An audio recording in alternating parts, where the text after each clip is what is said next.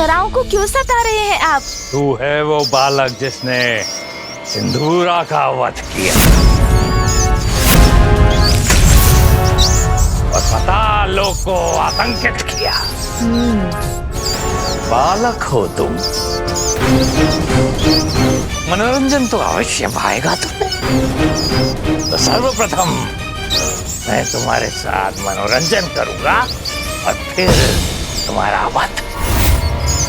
अति आनंद प्राप्त होगा मुझे, अति आनंद प्राप्त होगा मुझे।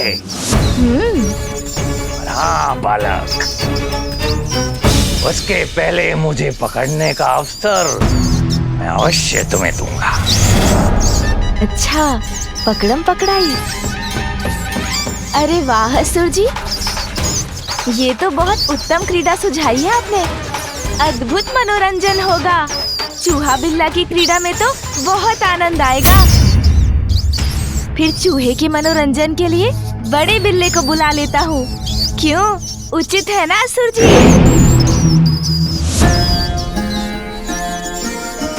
मेरी माँ का प्रिय वाहन सोम नंदी जी।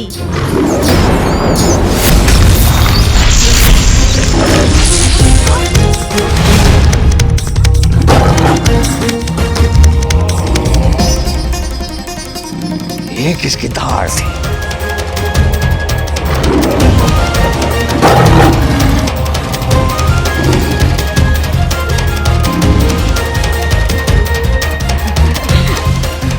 क्या देखकर इतनी प्रसन्न हो रही हैं ये अप्सराएं?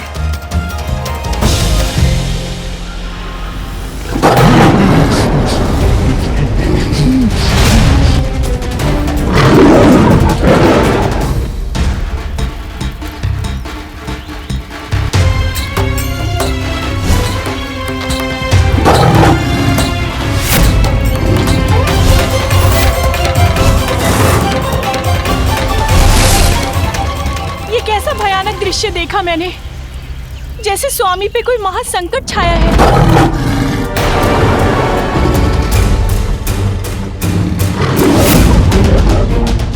सोम नंदी जी, मुक्त कीजिए स्वर्ग को इस दुष्ट के आतंक से।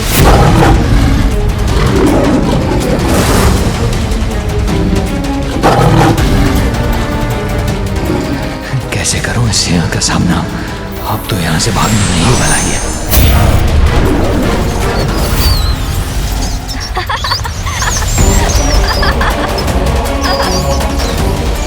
ये तो अपने वास्तविक रूप में आ गए।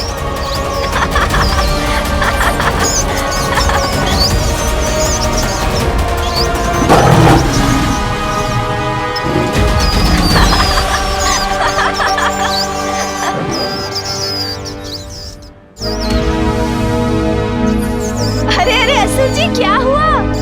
कुछ बोल क्यों नहीं रहे आप? कहीं आपकी जिह्वा तो नहीं दब गई इनके पंजों से? एक बार मुक्त हो जाऊं तो फिर इसके हाथ नहीं आऊंगा।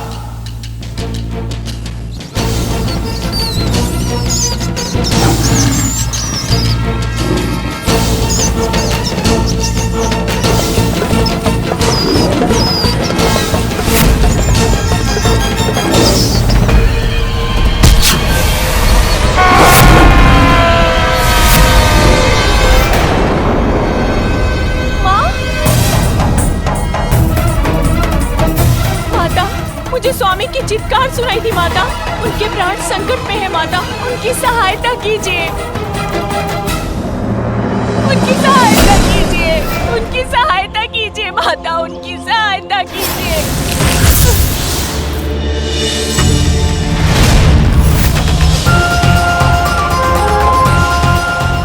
मैं हूं ना पुत्री सुवेनी, तुम्हें मेरा वरदान प्राप्त है, फिर तुम्हें किस बात की चिंता?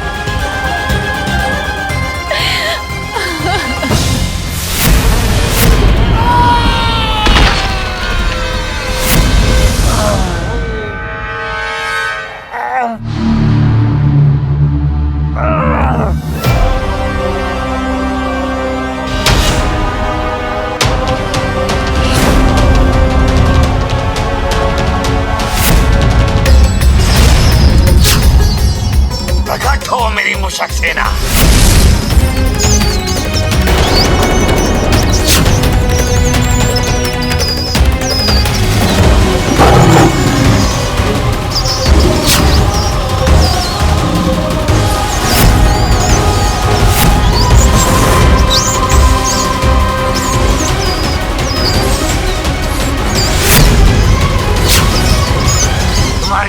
शक्ति को कम समझने की भूल कर बैठा मैं बालक। किंतु अब मुझ तक पहुंचने के लिए तुम्हें मेरी मुशक सेना के साथ युद्ध करना पड़ेगा। सोमनंदी जी, ये तो हमें ही चुनौती दे रहे हैं। आक्रमण करो।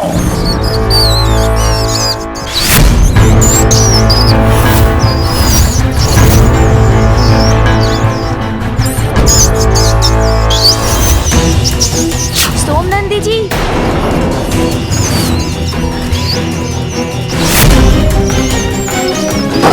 रुकिए सोमनंदी जी, अब मैं करता हूँ इनका उपाय।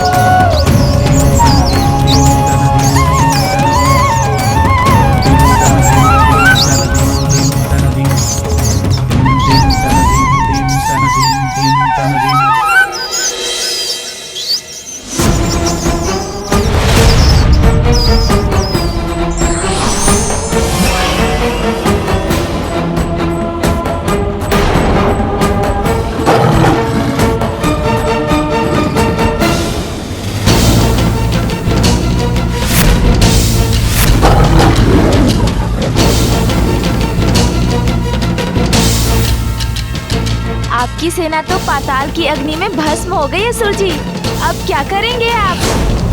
बड़ा मायावी है ये बालक। अपनी माया से मेरी सेना को नष्ट कर दिया। शीघ्र इसका कोई उपाय करना होगा मुझे।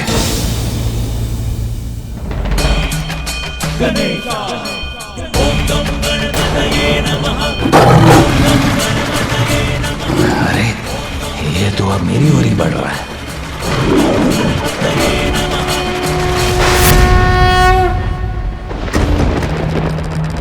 माँ, आपने मुझे वचन दिया था, आप मेरी सहायता करेंगी। मेरे स्वामी को संकट मुक्त कीजिए माता, मेरे स्वामी को संकट मुक्त कीजिए।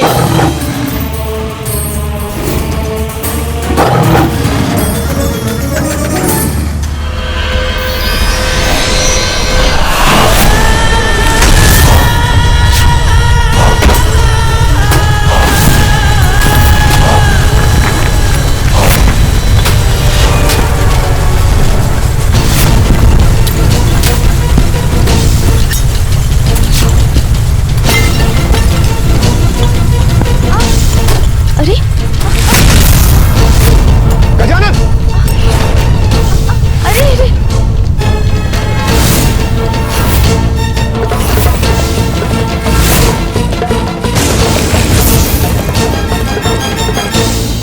क्या कैसा अनर्थ हो गया? गजानन तो पृथ्वी के अंधकारमय गहराई में गिर गए। अब क्या होगा?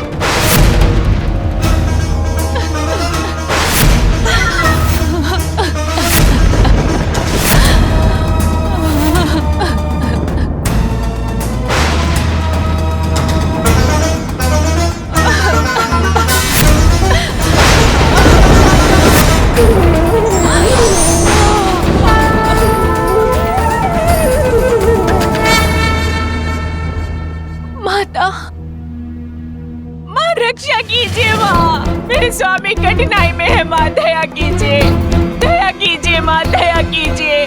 पुत्री सुवेनी, रक्षा करूंगी मैं तुम्हारे पति की। वो कहाँ है मुझे ज्ञात नहीं है माँ, किंतु एक दृश्य उभरा था मेरे नेत्रों के समक्ष, जैसे कोई विकराल सिंह उनके प्राण लेना चाहता है।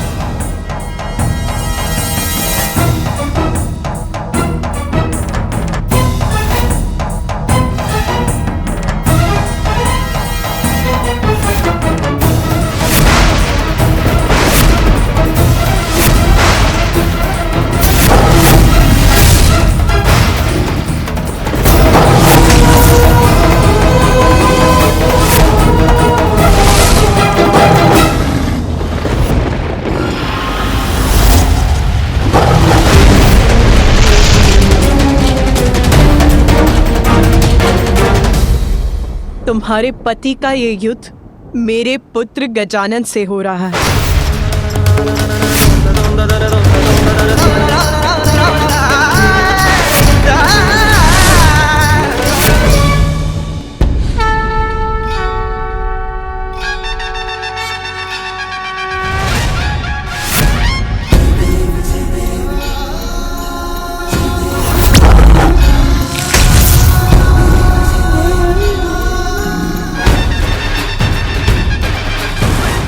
लौट आइए दोनों।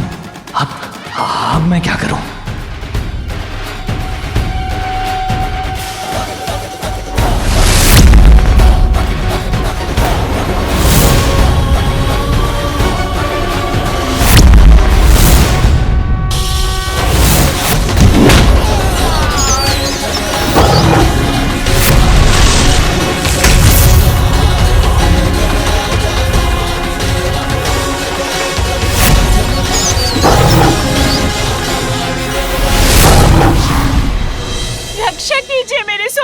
रक्षा कीजिए। पुत्री सुवेनी, तुम्हारे पति का युद्ध मेरे पुत्र गजानन से हो रहा है। तो क्या हुआ माँ? मैंने भक्ति की है आपकी, मुझे आपके वचन पर पूर्ण विश्वास है। चाहे कैसी भी परिस्थिति हो, आप मेरे सुहाग की रक्षा अवश्य करेंगी।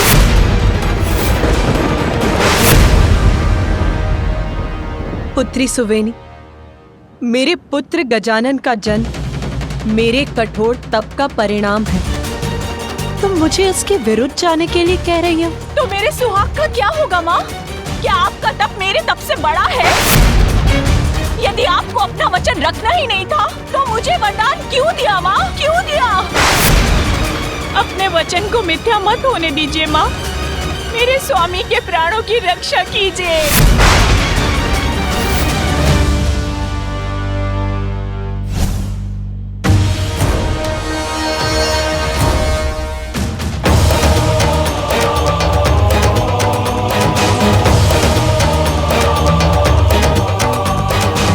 क्या हुआ पार्वती, चिंतित क्यों हो? स्वामी, मैं ये ज्ञात करना चाहती हूँ कि भगवान के लिए कौन बड़ा है, उनका परिवार या उनका भक्त।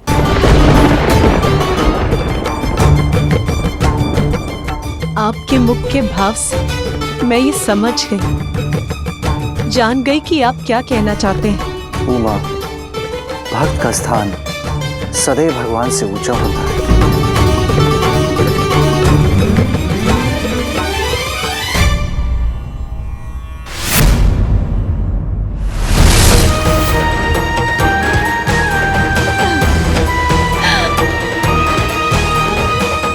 अपना वचन निभाऊंगी मैं रक्षा करूंगी तुम्हारे सुहाग की।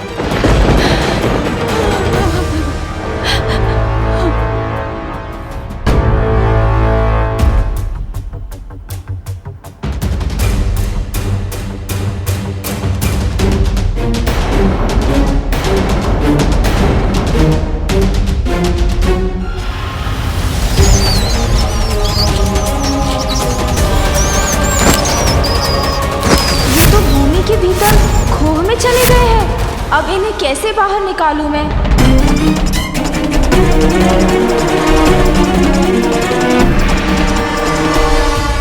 सोमनंदी जी, चिंता मत कीजिए, इसका उपाय भी है मेरे पास।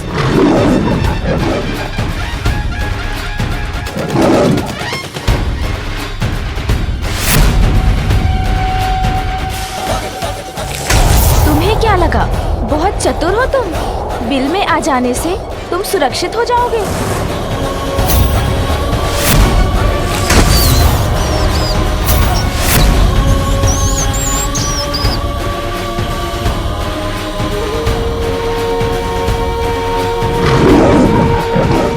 हाँ हाँ, क्यों नहीं सोमनंदी जी, इतना परिश्रम किया है आपने, भूख भी लगी होगी आपको, तो इसे अपना भोजन बना लीजिए। शीघ्र अपना वचन निभाकर मेरे स्वामी को सुरक्षित कीजिए।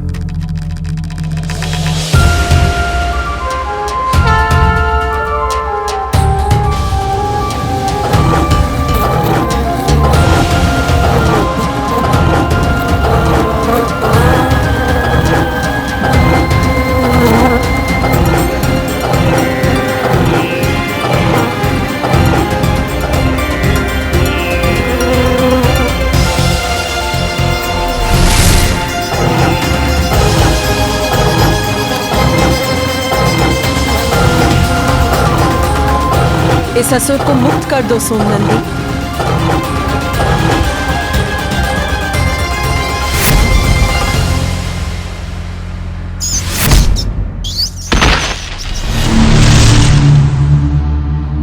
अरे, सोमनंदी ने इसे जाने क्यों दिया?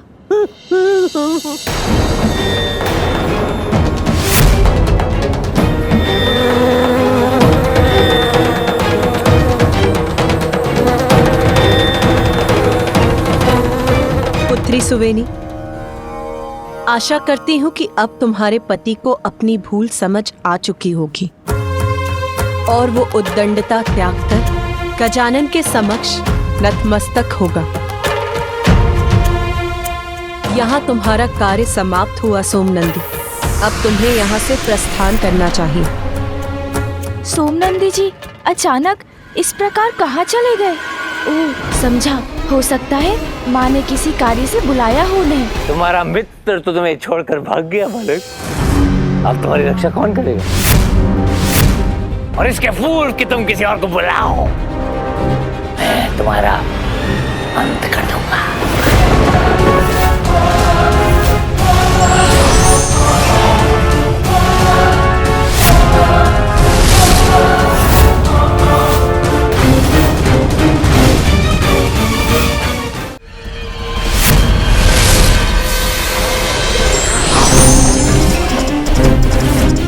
मेरी माँ की ढाल आपकी गदा से मेरी रक्षा करेगी।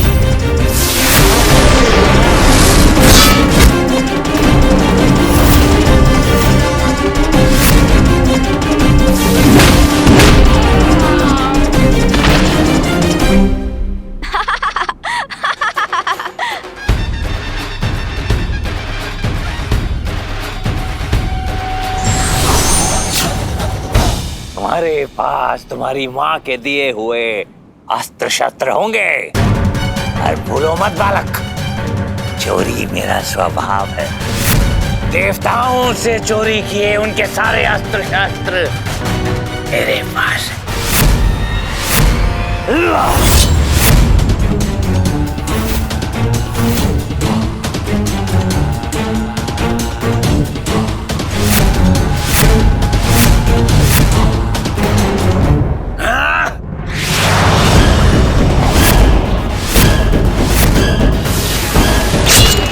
गजानन!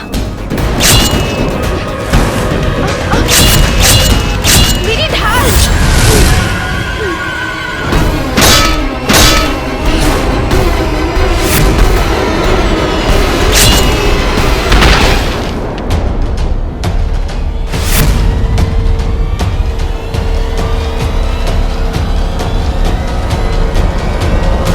क्या हुआ असुर जी?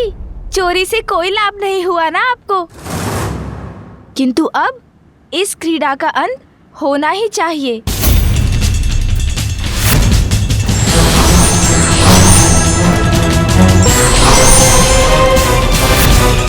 इतना सरल नहीं है मूषिकासुर को पराजित करना बालक। तुम्हारा सामना करने के लिए मूषिकासुर तैयार है।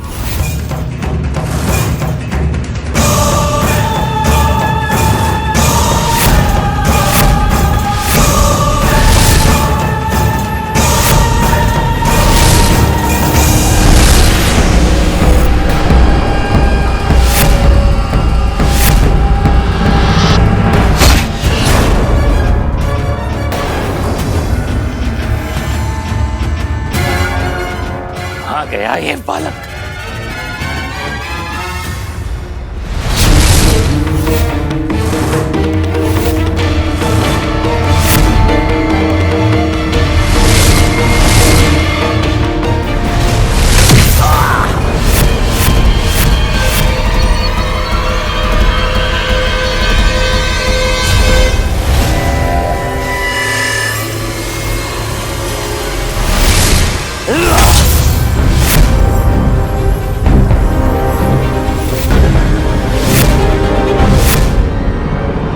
देवता हो ना तुम। देवताओं के अस्त्रों से मैं तुम्हें पराजित करूंगा बालक। अच्छा,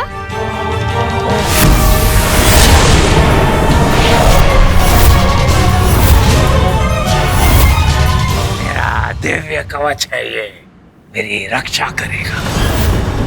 कोई मुझे पराजित नहीं कर सकता, तुम भी नहीं।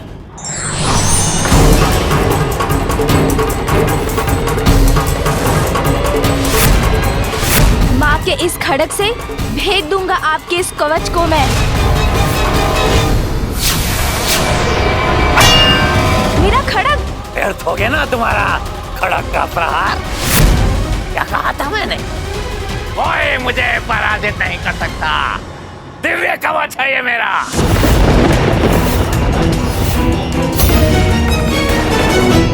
माता, मेरे स्वामी को क्षमा कर दीजिए, क्षमा कर दीजिए, उनकी सहायता कीजिए, उनकी रक्षा कीजिए माता। पुत्री सुवेनी, मैं तुम्हारे पति की रक्षा करने के लिए वचनबद्ध हूँ, किंतु ये गजानन के विरुद्ध होगा। मेरा ये शस्त्र निष्फल हुआ तो क्या, इस बार मैं अनेकों शस्त्रों का प्रयोग करूंगा।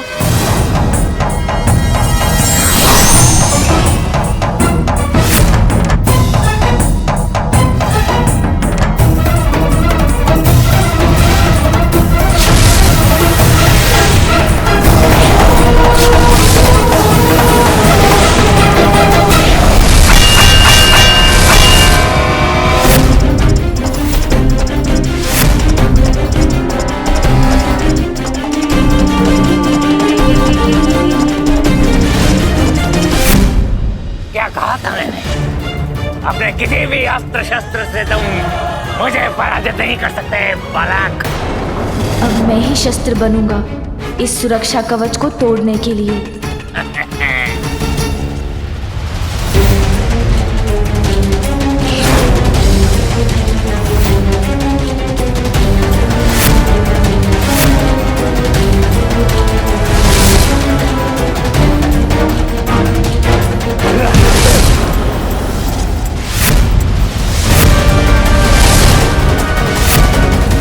कुछ भी कर लो, तुम कभी सफल नहीं हो सकते, कभी नहीं।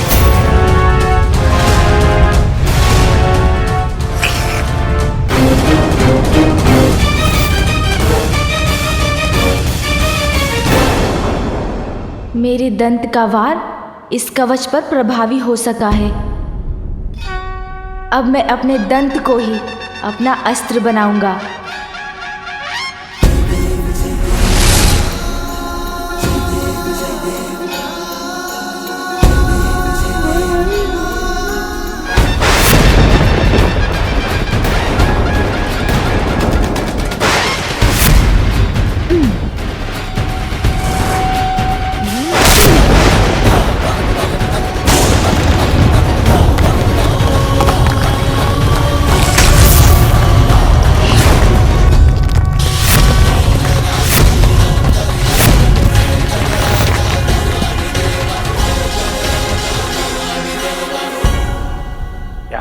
हुए अस्त्र शस्त्र सफल नहीं हुए, तू अपने टूटे हुए दांत का प्रयोग करेगा बालक।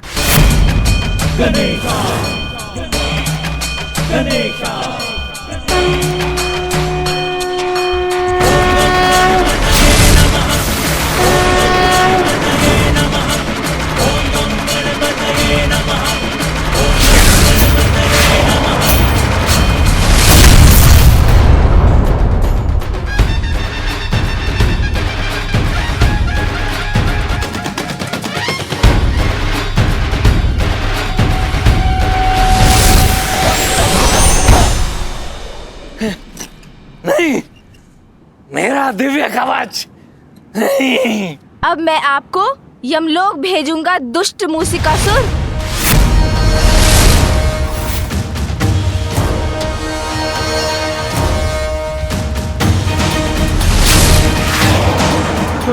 मैं जीवित रहना चाहता हूँ, यमलोक नहीं जाना चाहता। मैं भागकर अपनी रक्षा करूंगा।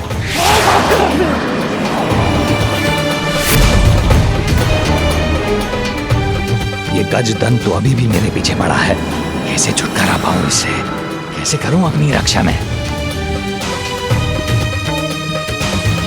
यदि तुम्हारा विवाह उससे हो जाए तो माता पार्वती की शक्ति तुम्हारी सुरक्षा और सहायता करेगी। ये कैसे संभव है?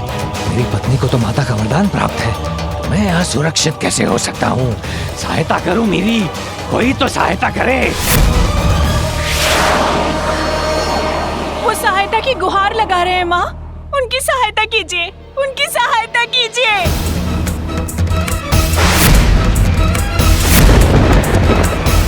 उचित है माँ, या तो मेरे स्वामी की रक्षा करके अपने वचन का पालन कीजिए, या फिर मेरे पति की मृत्यु के साथ साथ मेरी मृत्यु का उत्तरदायित्व भी अपने ऊपर ले लीजिए।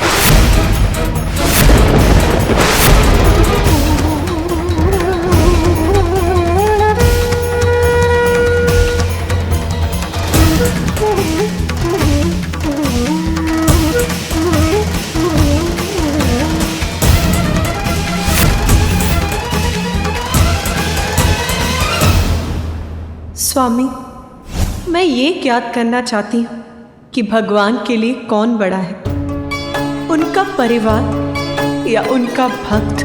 उमा, भक्त का स्थान सदैव भगवान से ऊंचा होता है, सदैव भगवान से ऊंचा होता है, सदैव भगवान से ऊंचा होता है।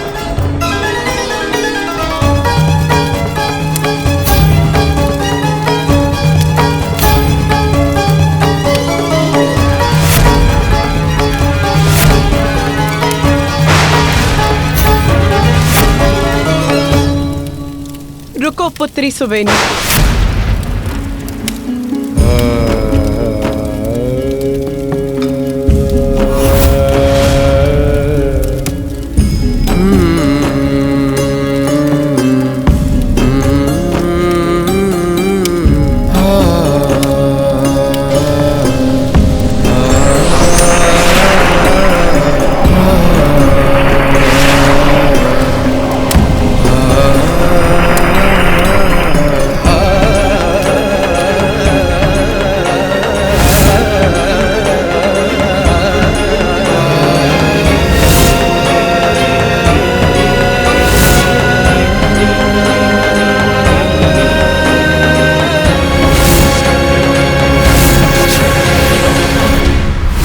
मुझे क्षमा करना पुत्र गजानन।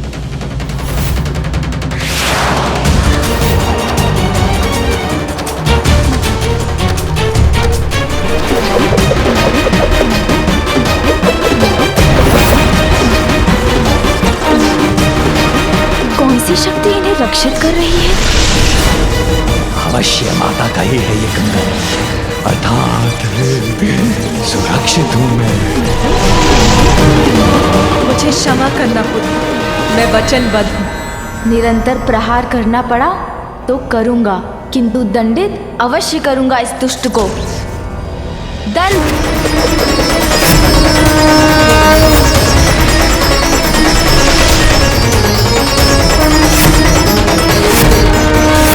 ऐसी युक्ति का प्रयोग किया है मैंने बालक, जिसके सामने तेरी हर शक्ति फीकी पड़ जाएगी। व्यर्थ तोड़ा तुमने अपना दंत, क्योंकि जो शक्ति मेरी रक्षा कर रही है उसे पराजित करने की क्षमता तुम्हें नहीं है। किसका कंगन है ये और कौन सी दिव्य शक्ति इस दुष्ट की रक्षा कर रही है? गजानन अपनी विफलता का कारण नहीं समझ पा रहा है, किंतु पार्वती ऐसा क्यों कर रही है? आप धन्य है माता, आप धन्य है। मेरे सुहाग की रक्षा के लिए आप इतना बड़ा त्याग करने पर विवश हैं, किंतु ऐसा कर आज आपने दर्शा दिया कि आपके लिए भक्ति ही सर्वोपरि है। मैं कोटि कोटि नमन कर आपका धन्यवाद करती हूँ माँ, आपका धन्यवाद करती हूँ। भक्त भगवान से बड़ा होता है। स्वामी, मैं ये ज्ञात करना चाहती हूँ कि भगवान के लिए कौन बड़ा है, उनका परिवार या उनका भक्त? उमा, भक्त का स्थान सदैव भगवान से ऊंचा होता है। पार्वती, ये क्या? भक्त भगवान से बड़ा होता है, सत्य है, किंतु क्या भगवान द्वारा एक अधर्मी असुर की रक्षा करना, क्या ये उचित है? कुछ भी कर ले मूर्ख बालक, तुम मेरा स्पर्श भी नहीं कर पाओगे। कैसे भेदूं इस दिव्य सुरक्षा कवच को?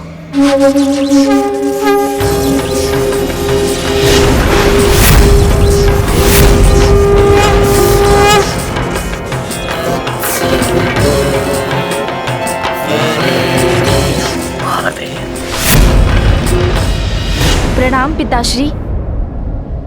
पिताश्री, कोई त्रुटि है क्या मेरे प्रयत्न में, जिसके कारण बार बार असफल हो रहा हूँ? नहीं गजानन, इसका कारण कुछ और है। मैं समझा नहीं पिताश्री, आप किस कारण की बात कर रहे हैं? अनेकों पाप किए उन्होंने, किंतु वो मेरे स्वामी है माँ, मेरे स्वामी है। उनकी रक्षा करना मेरा धर्म है। आपकी भक्त होकर आपको इस प्रकार विवश करने के लिए मुझे क्षमा कीजिए माँ, मुझे क्षमा कीजिए। पतिव्रता होना तो स्त्री का गुण होता है, दोष नहीं सुवेनी। धन्य है तुम्हारे पतिव्रता का भाव, जिसके कारण तुमने अपने पति की सुरक्षा को ही सर्वोपरि रखा। उसका ही वरदान मांगा मुझसे। तुम्हारे इस भाव को तो मैं भी भली भांति समझती हूँ पुत्री। उमा,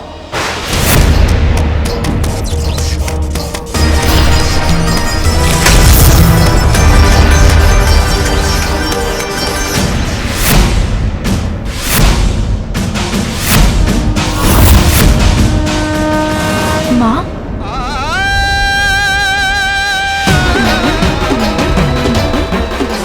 पुत्र प्रेम से विचलित होकर माता कहीं इस दंत को रोकना ना भूल जाएं।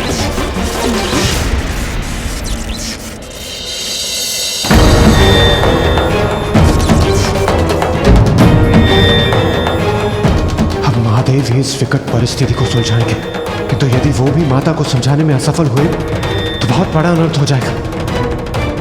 उमा, तुम ये क्या कर रही हो? मुझे भली भांति ज्ञात है कि मैं क्या कर रही हूँ, किंतु आप यहाँ क्या कर रहे हैं?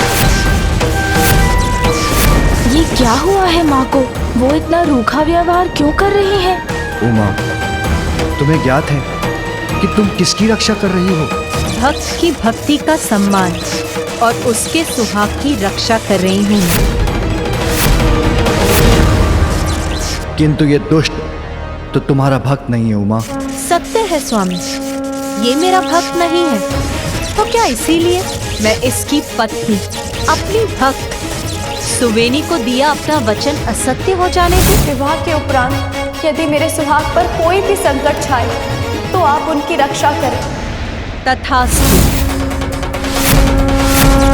तो क्या भक्त को वरदान देने से पूर्व मुझे ये भी ज्ञात करना होगा स्वामी कि उसके पति, पत्नी और संबंधी मेरे भक्त हैं कि नहीं? उमा, दीपक की ज्योति का धर्म है उजियारे का साथ देना, अंधियारे को मिटाना। इसी प्रकार हमारा धर्म है बुराई के अंधकार को इस जगत से दूर करना, अच्छाई का साथ देकर संसार में अच्छाई के प्रकाश को बढ़ावा देना। हमारा पुत्र भी वही कर रहा है और तुम उसके इस कार्य में बाधा डाल रही हो। भक्त की भक्ति सर्वोपरि है, बुराई और अच्छाई के भेद से परे है। यदि भक्त बुराई में लिप्त है तो उसे अपनी संतान के समान सुपथ पे लाना हमारा कर्तव्य है। क्यों स्वामी, क्या हमारे भक्त को सुधरने का एक अवसर भी प्राप्त नहीं होना चाहिए? अनेकों पाप करने के पश्चात भी अपने किए पर कोई गिलानी नहीं सधर्मी पापी को। इसे अभी नहीं रोका गया तो ये अपने उपद्रव से संपूर्ण जगत को संकट में डाल देगा। इसलिए इसको अवसर देना अधर्म है उमा। संसार की रक्षा के हमारे कर्तव्य के विरुद्ध है। हृदय पर आघात लेकर अपने कर्तव्य पर सदैव अडिग रही हूँ मैं।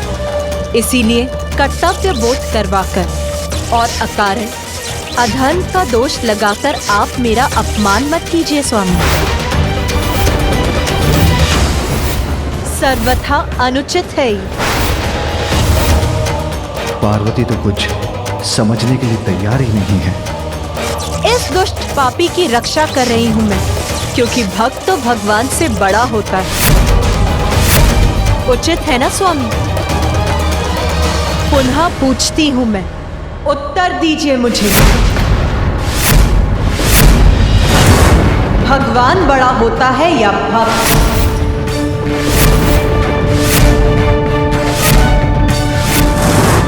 पूर्व में जब मैंने पूछा था तो स्मरण है ना प्रभु, आपने क्या उत्तर दिया था? स्वामी, मैं ये ज्ञात करना चाहती हूँ कि भगवान के लिए कौन बड़ा है, उनका परिवार या उनका भक्त? उमा, भक्त का स्थान सदैव भगवान से ऊंचा होता है।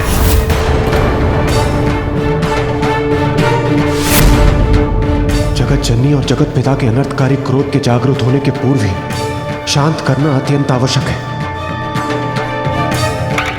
जब तक माता पार्वती मेरी रक्षा कर रही हैं, महादेव भी मेरा कुछ नहीं बिगाड़ सकते। आज मैं अपने पुत्र के साथ सत्य और धर्म का साथ देने के लिए खड़ा हूं और आप हमारा, अपने परिवार का विरोध कर रही हैं। क्या ये बात आपको विचलित नहीं करती?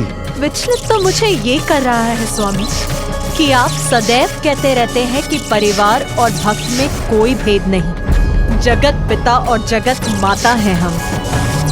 सभी हमारी संतानें हैं, जिनका कल्याण दायित्व है हमारा। पुत्र कार्तिकेय को मुझसे दूर करते समय यही समझाया था ना आपने, किंतु आज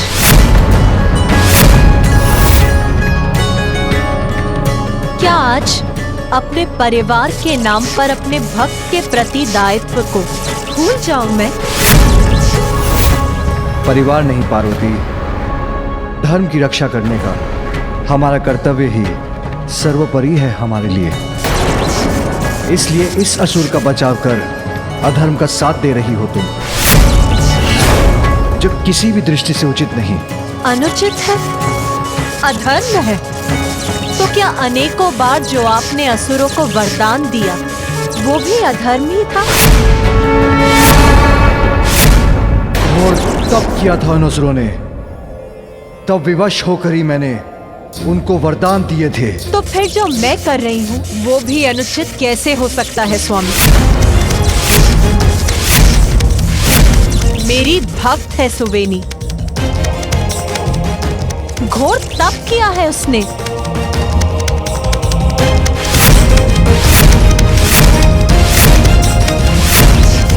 इसीलिए मैं भी विवश हूँ। ओह, तो इसलिए माँ इस असुर की रक्षा कर रही है। उमा, भिन्न परिस्थितियों की तुलना कर तुम बहुत बड़ी भूल कर रही हो। मेरा कहा मान लो, लौटा लो अपना कंगन। ये आपका निवेदन है या आदेश है प्रभु? और ये भी बताने की कृपा करें कि इस समय आप मुझसे मेरे पति के रूप में बात कर रहे हैं या जगत पिता महादेव के रूप में? ये माता अपने क्रोध में क्या कह गई? अब महादेव क्या करेंगे? महेश्वरी, अपना कंगन लौटा लीजिए। मैं अपने पति के ही आदेश का पालन करूंगी। आप सभी अन्य के लिए देवाधिदेव होंगे, किंतु उस रूप में आपका मेरे ऊपर कोई भी अधिकार नहीं।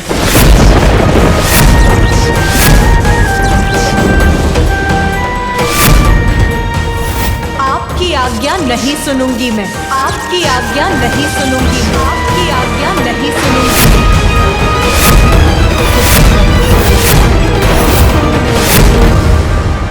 माँ, माँ, माँ,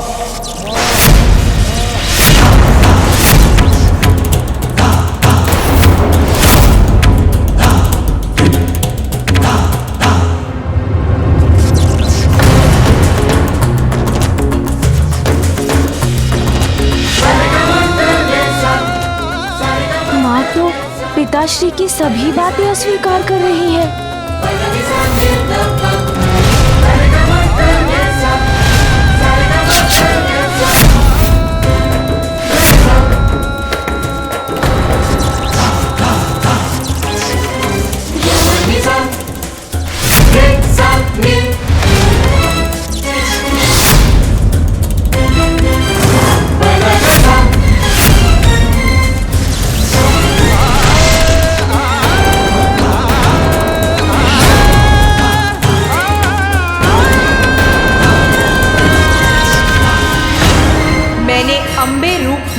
अपनी भक्त सुवेनी को वरदान दिया था। अपने अम्बे रूप में ही मैं अपने वचन की रक्षा भी करूंगी। मैं आपको चेतावनी देती हूँ, मुझे चुनौती देने का दुस्साहस मत कीजिएगा। ये कैसा अनर्थ होने जा रहा है? उत्तम, अति उत्तम। इनके आपस का मनमुटाव मेरी सुरक्षा सुनिश्चित करेगा।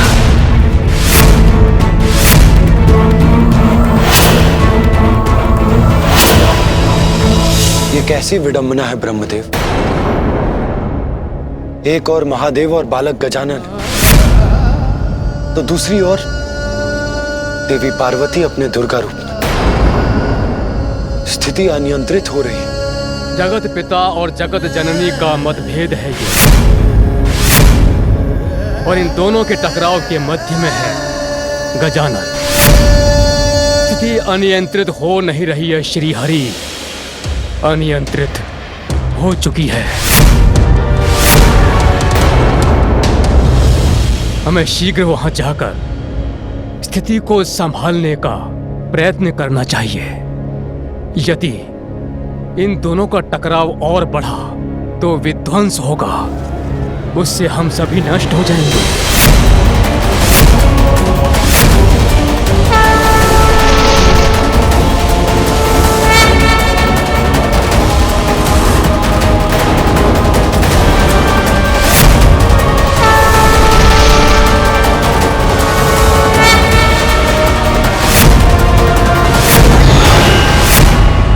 यदि मैंने अपना कंगन लौटा लिया तो गजानन का दंत उस सुरक्षा कवच को भेद कर मूषिकासुर का वध कर देगा, और ये मैं कदापि होने नहीं दूंगी। इन्होंने तो और भी विराट रूप धारण कर लिया है और स्थिति भी अनियंत्रित होती प्रतीत हो रही है। ये कैसा हठ है महेश्वरी। गजानन हमारा पुत्र है, तुम्हारा पुत्र है, और आज तुम उसके विरुद्ध जाकर एक असुर की रक्षा कर रही हो।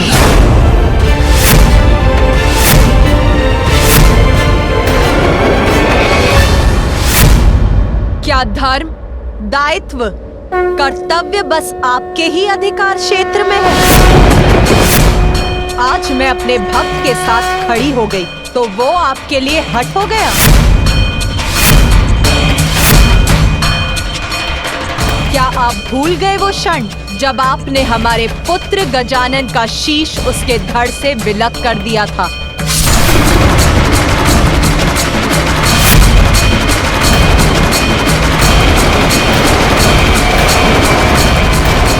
तब मैं भी कह सकती थी कि आप इतना हठ क्यों करते हैं महादेव?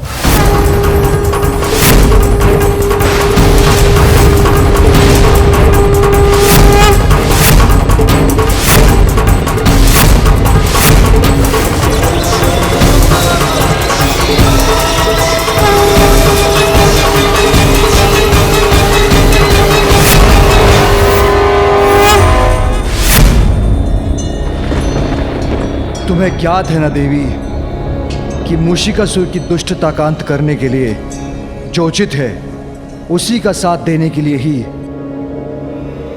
गजानन क्रियाशील है।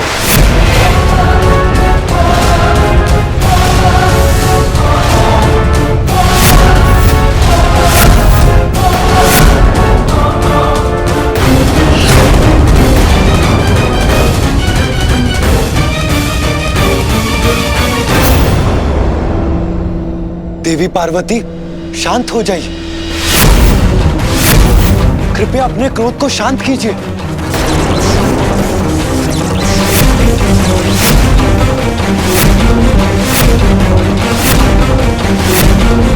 आपको ज्ञात था कि गजासुर एक भयानक पापी असुर है। अनेकों पाप किए थे उसने, किंतु उसने तप कर आपका आवाहन किया।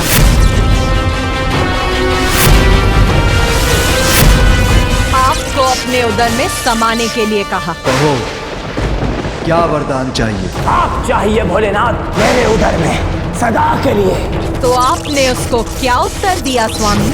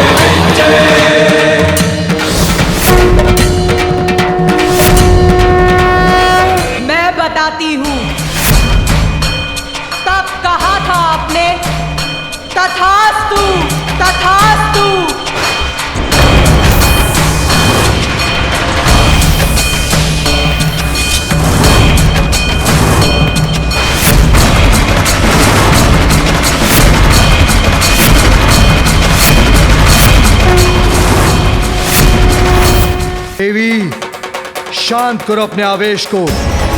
तुम्हारा पुत्र भी यहाँ है। क्या तुम चाहती हो कि वो ये देखे कि उसकी माँ उसके सन्मार्ग को चुनने के कारण इतनी आवेशित हो रही है? मैंने अपने पुत्र को ऐसे संस्कार दिए हैं कि वो उचित और अनुचित, धर्म अधर्म का भेद भली भांति समझ सके। वचन का महत्व समझने में सक्षम बनाया है उसे मैंने। मैं पुनः कह रहा हूं देवी, जो तुम कर रही हो वो अनुचित है। विवश कर रही हो तुम मुझे।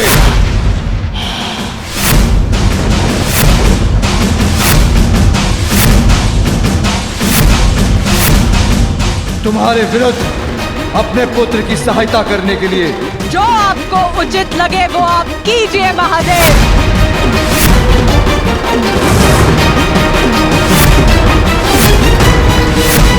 किंतु इतना जान लीजिए, मूषिकासुर की ओर बढ़ने का जो भी प्रयत्न करेगा तो उसे सर्वप्रथम मुझसे टकराना पड़ेगा।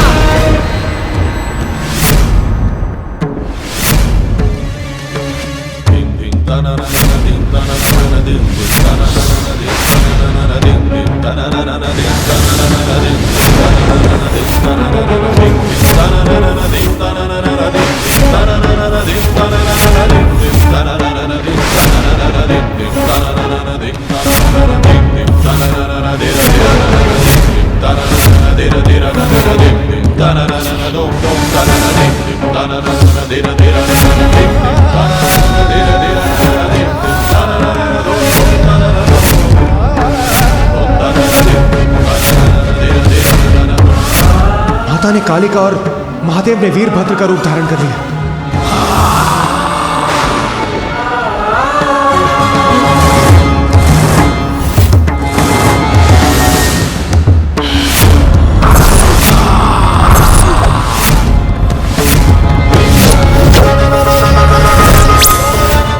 जिसका भय था वही हो रहा है। महादेव और देवी पार्वती दोनों अपने विकराल रूप में हैं। उनके मध्य संघर्ष हुआ तो सृष्टि छिन्न भिन्न हो जाएगी, कोई शेष नहीं रहेगा।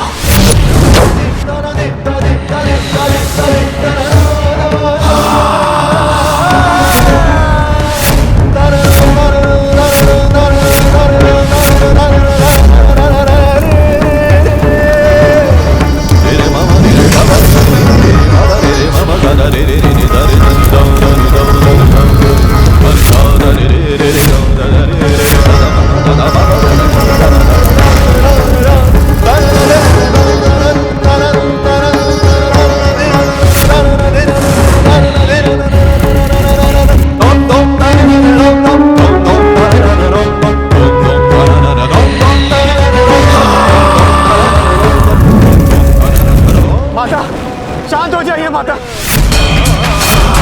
प्रभु शांत हो जाइए प्रभु।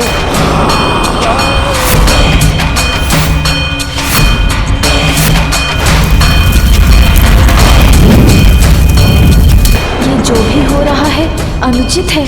माँ और पिताश्री में युद्ध नहीं होने दूंगा मैं। माँ, पिताश्री, आप दोनों मेरे कारण युद्ध मत कीजिए।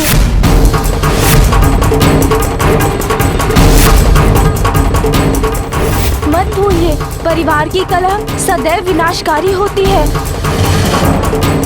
आपको स्मरण है न पिताश्री, मैंने आपके साथ युद्ध किया था तो उसका क्या परिणाम हुआ था?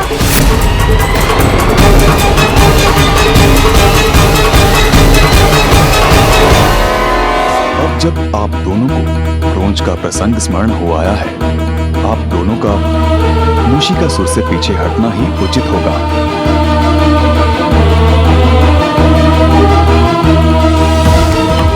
अब आप गजानन को वो करने दीजिए जो नियति द्वारा निर्धारित है। ये क्रोंच के उद्धार के लिए ही हो रहा है।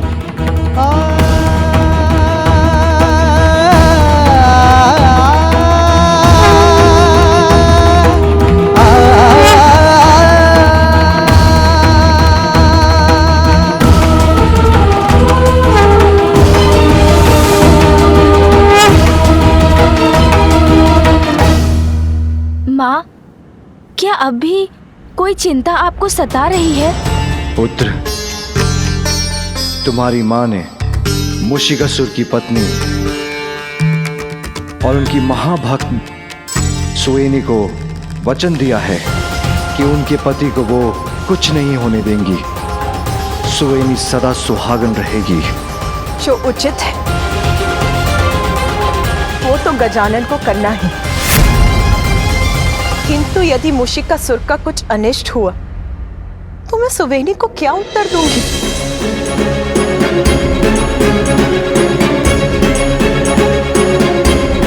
माँ, मैं वचन देता हूँ, मैं मूषिकासुर का वध नहीं करूँगा। किंतु जो पाप उसने किए हैं उसका भार तो उसे उठाना ही होगा ना।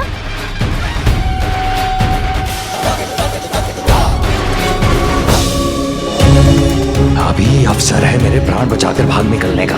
अभी माता पार्वती और महादेव के संघर्ष में ही सभी देवताओं का ध्यान लगा होगा, इसलिए अभी भागकर जितना दूर निकल जाऊं उतना ही उचित है। कोई नहीं है मेरे पीछे, गजानन भी नहीं, सुरक्षित हूं मैं।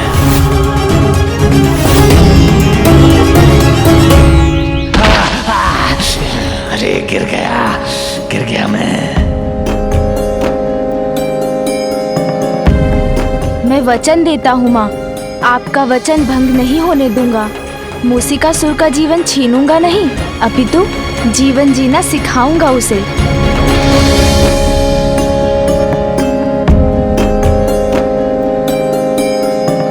अद्भुत, बुद्धिमान है मेरा पुत्र, किंतु कितना कष्ट हुआ होगा ना मेरे पुत्र को जब उसका दंड टूटा होगा।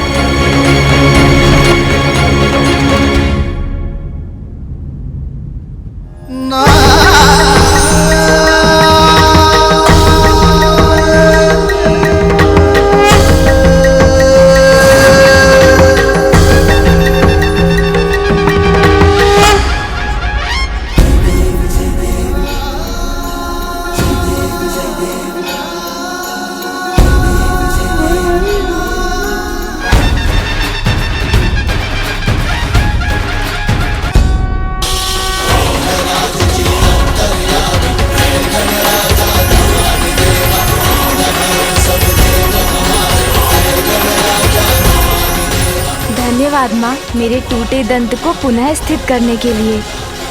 पिताश्री, अब मुझे जाने की आज्ञा दीजिए, क्योंकि अब मुझे एक विशालकाय मूषक पर ध्यान देने की आवश्यकता है।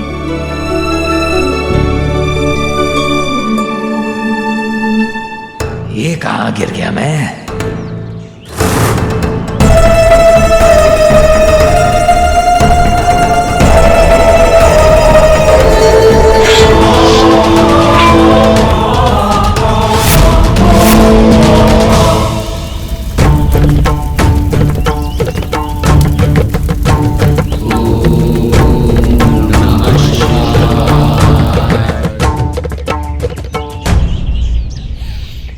भोजन,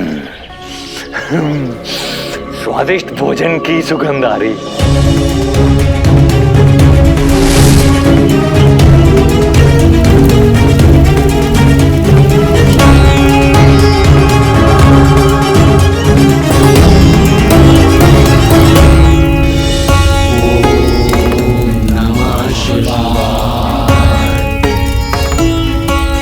जाइए ऋषिवर, शांतनु से ज्ञात करिए माता का महाभोग तैयार है कि नहीं। जी अवश्य ऋषिवर।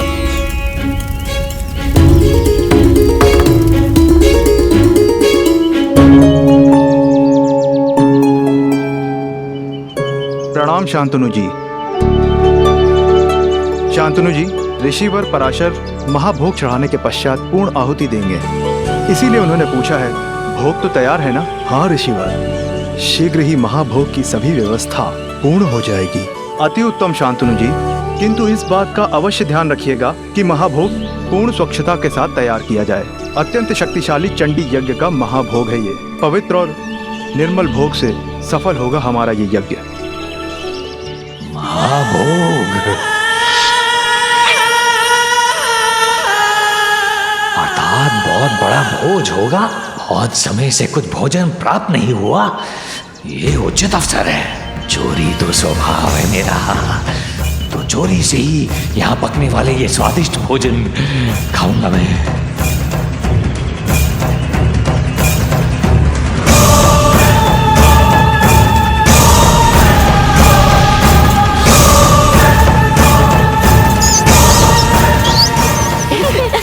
रुको, मुझे पकड़ो।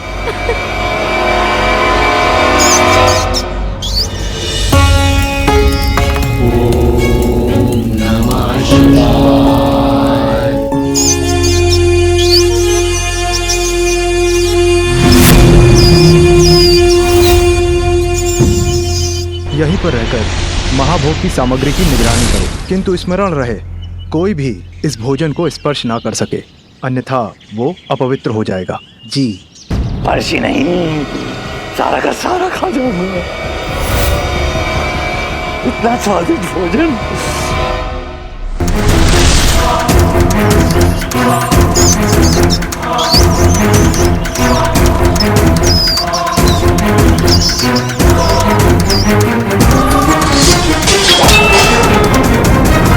ये भंडार गृह से ध्वनि कैसी आ रही है?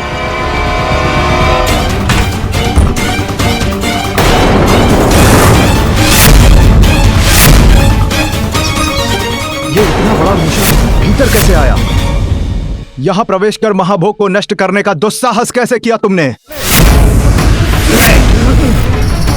भोजन चाहिए था मुझे, प्राप्त किया मैंने मूर्ख ऋषि। महाभोग को अपवित्र करने के लिए ऋषि पराशर श्राप दे देंगे तुम्हें। श्राप पर पाप से भय नहीं लगता मुझे।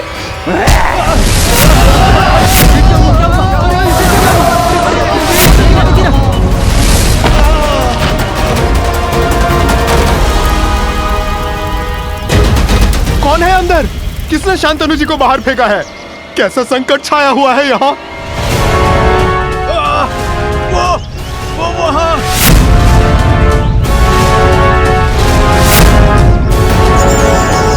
अरे ये इतना बड़ा मूषक कहाँ से आ गया?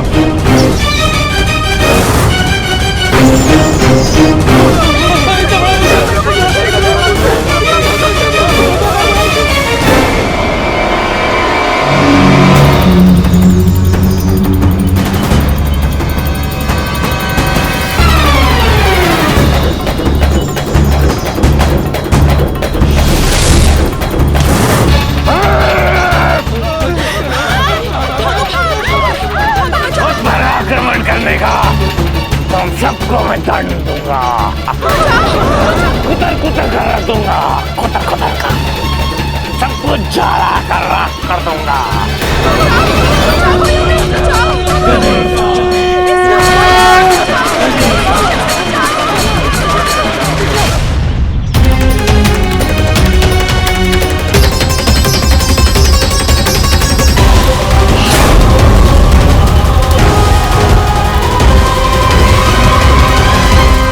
ऋषियों, बालकों को अग्नि से दूर वन में ले जाओ। जाओ, भागो, रक्षा करो अपनी।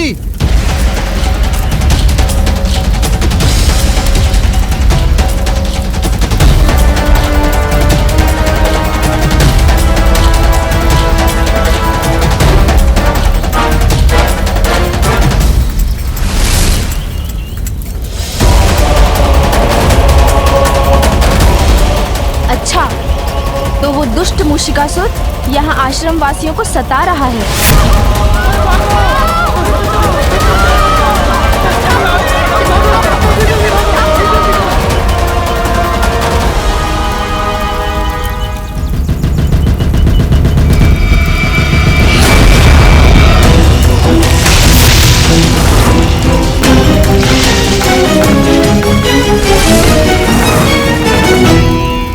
मेरे हवन में विघ्न डालने वाले दुष्ट असुर, कौन हो तुम और हमें क्यों सता रहे हो?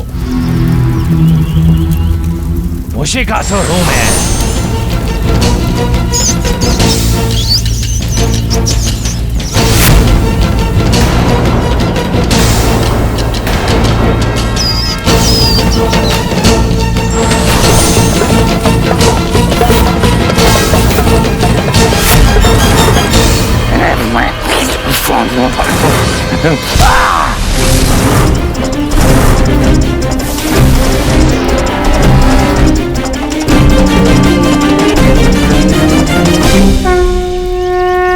आप सभी ऋषिगणों को गजानन का प्रणाम।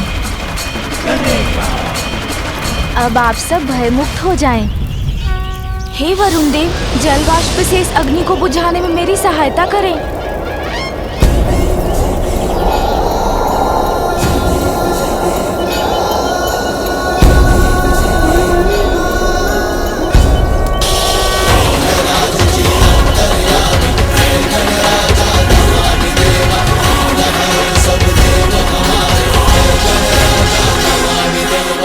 ऋषिवर, मुझे अनुमति दीजिए कि मैं तनिक जाकर इस मूषक को थोड़ी सद्बुद्धि दे आऊं।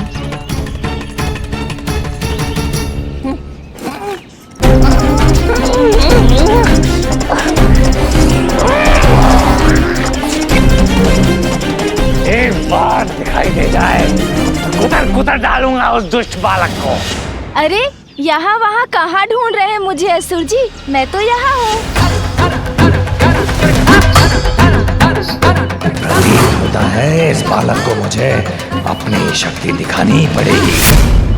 सावधान बालक, वहीं रह, मैं आ रहा हूँ।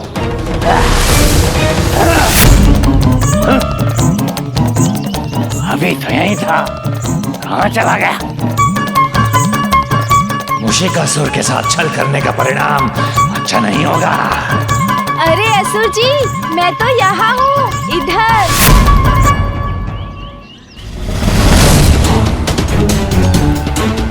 तुम वहाँ हो? अब कहाँ गया ये? एक बार मेरी पकड़ में तो आए।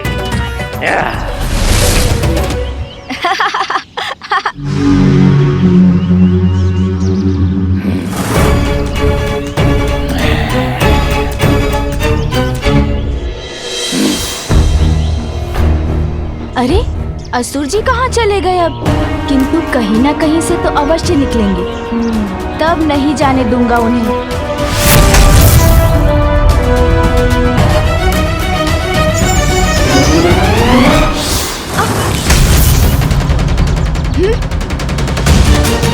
कहाँ गए वो?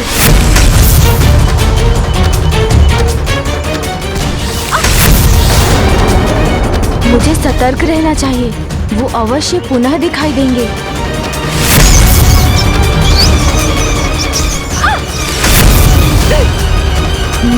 शक्ति से नहीं, अब बुद्धि से ही पराजित करूंगा मैं इन्हें।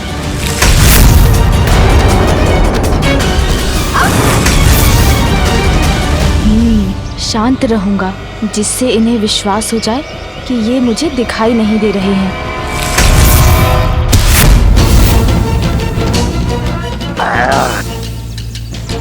बस अब क्रीड़ा समाप्त मूषिकासुर जी।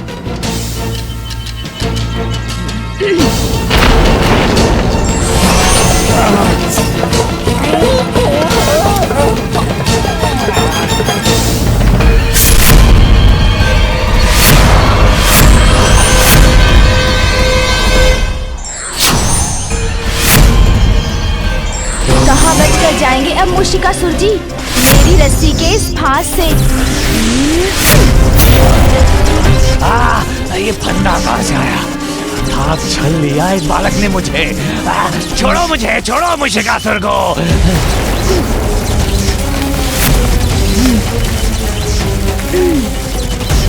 स्पर्श से मुक्त होकर भागना होगा मुझे यहाँ से।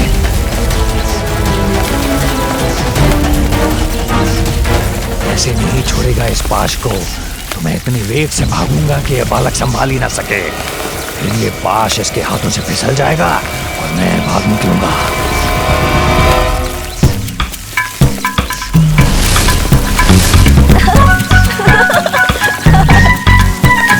आहा, आनंद आ रहा है मुझे। अच्छा वेग है मूषिकासुर का। असुर जी, थोड़ा और वेग बढ़ाइए ना। और वेग बढ़ाएंगे तो आनंद आएगा मुझे।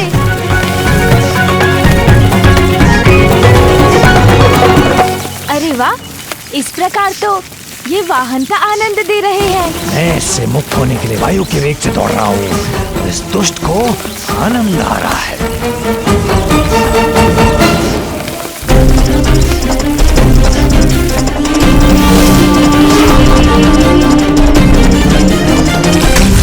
अच्छा, तो बिल में चले गए असुर जी। कोई बात नहीं, किंतु मैं आपको ढूंढ लूंगा।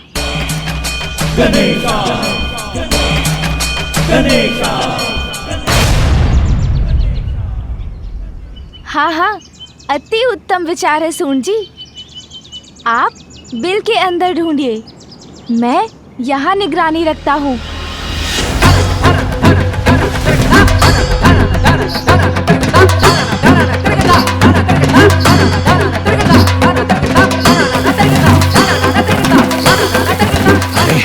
इसकी सूंड तो मेरी ओर ही बढ़ रही है।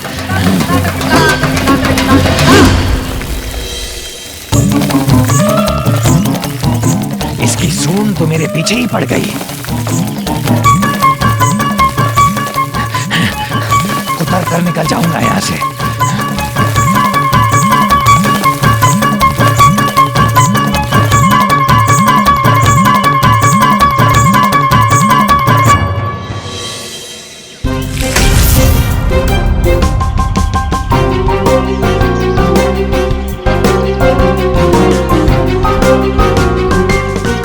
चिंता मत कीजिए सून जी, मूषिकासुर जी को तो हम पकड़ ही लेंगे। कैसे? मूषिकासुर का स्वभाव है चोरी और लालच, उसी का लाभ उठाएंगे हम।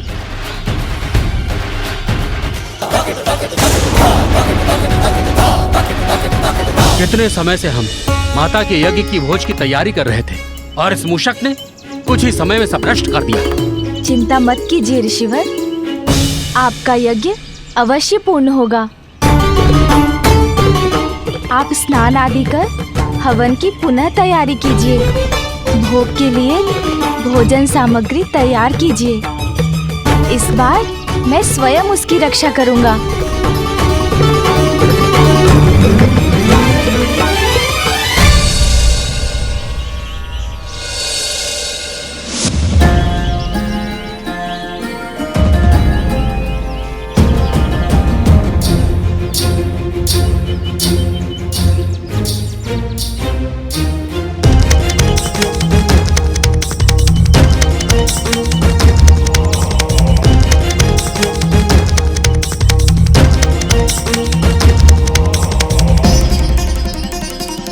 प्रणाम। आप लोग अब यज्ञ आरंभ कीजिए। मूषक अपना स्वभाव नहीं छोड़ता, मूषिकासुर आएंगे तो अवश्य।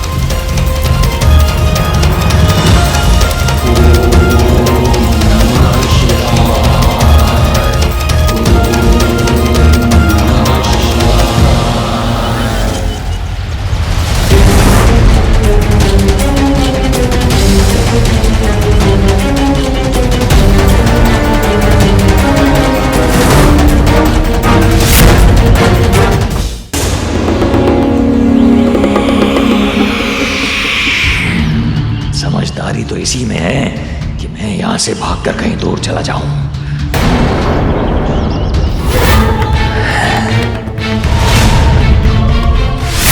किंतु ऐसी सुगंध है इस भोजन की,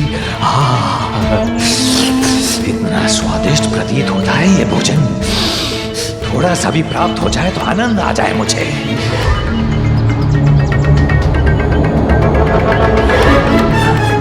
नहीं, मुझे निकल भागना चाहिए यहाँ से।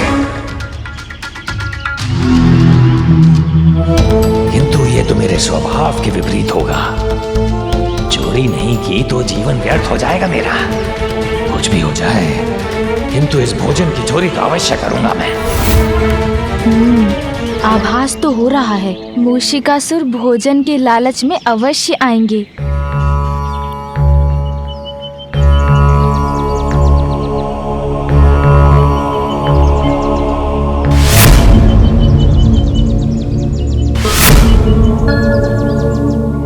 सब सुरक्षित है यहाँ।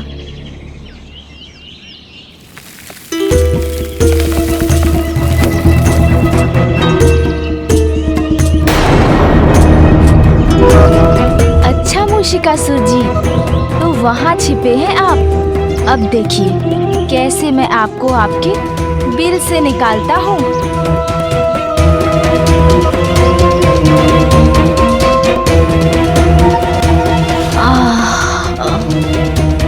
यहाँ बैठकर थोड़ा विश्राम कर लेता हूँ।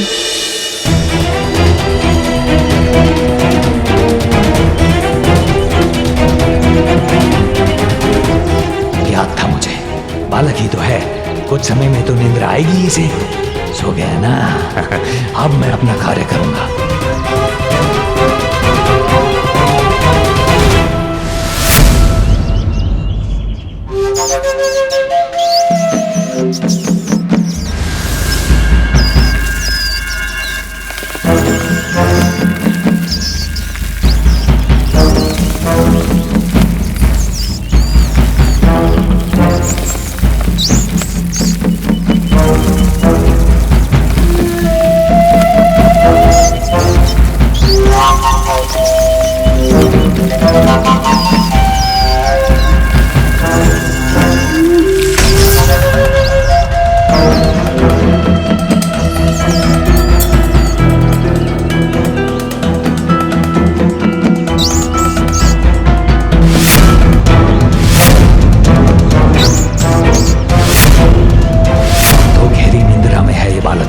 यही अवसर है।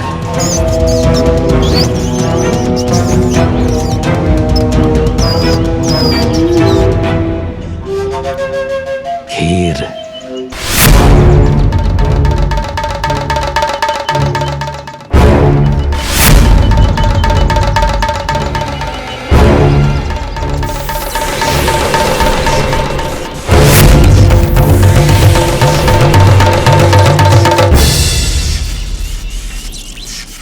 मूषिकासुर, गजानन,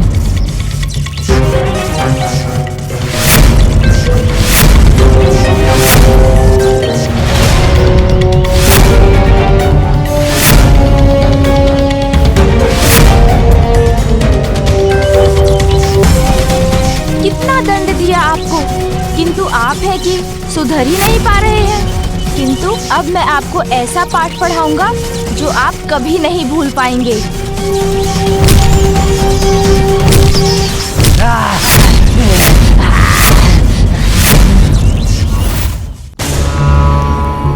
मैंने ऋषिगणों को वचन दिया था कि इस बार उनके हवन में कोई विघ्न नहीं आने दूंगा, इसलिए किसी युक्ति से इस मूषक को यहाँ से दूर ले जाना होगा मुझे।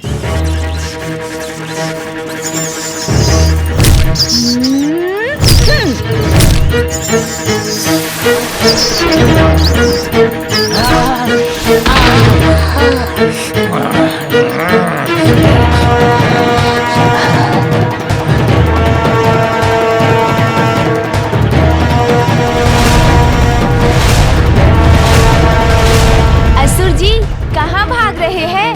मैं तो आपके लिए स्वादिष्ट मिष्ठान लाया हूँ।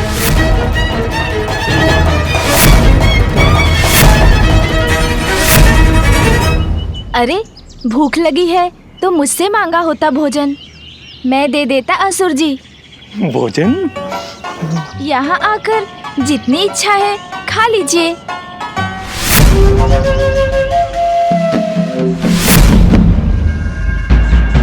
भोजन करने में लज्जा का कोई स्थान ही नहीं है असुर जी। भूखे हैं ना आप? तो आगे बढ़िए और खा लीजिए ये लड्डू, क्योंकि आप नहीं खाएंगे तो मैं खा जाऊंगा इन्हें।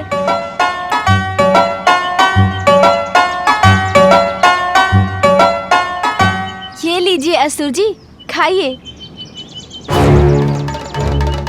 आइए असुर जी, आइए।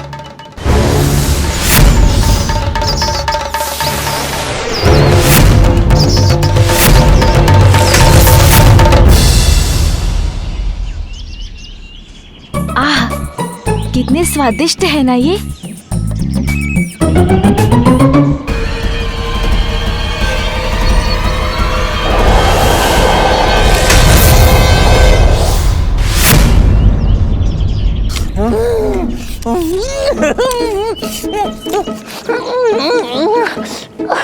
पृथ्वी की गहराई की यात्रा में आनंद आया आपको? अरे, मैं तो परिहास कर रहा था। लीजिए, मैंने आपके लिए कुछ लड्डू बचा के रखे हैं। लीजिए लीजिए, खा लीजिए।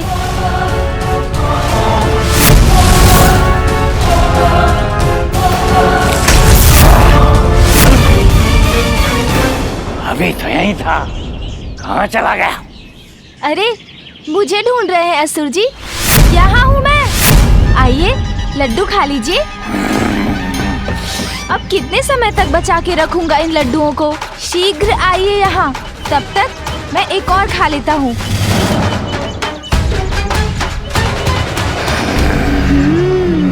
बहुत स्वादिष्ट है। अब कहाँ गया ये? एक बार दिखाई दे जाए तो कुतर कुतर डालूंगा उस दुष्ट बालक को। अरे, क्या कर रहे हैं आप असुर जी? इधर आइए ना। मैं चाहता हूँ आप यहाँ आए और लड्डू खाएं, किंतु आप तो आ ही नहीं रहे। चलिए, कोई बात नहीं, मैं ही खा लेता हूँ एक और लड्डू।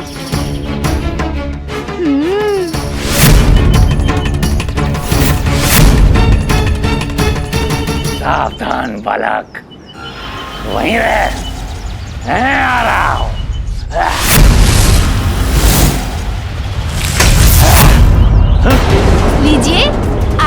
जी।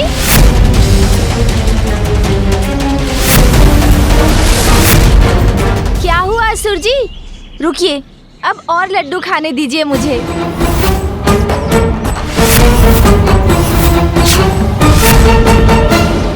अरे असुर जी कहाँ चले गए? अभी तो अंतिम लड्डू बचा है। आइए ना असुर जी, इसे तो खा लीजिए। दौड़ा दौड़ा कर थका दिया मुझे इस बालक ने, किंतु इतना दौड़ने के बाद ये एक लड्डू भी ना मिला तो क्या लाभ दौड़ने का।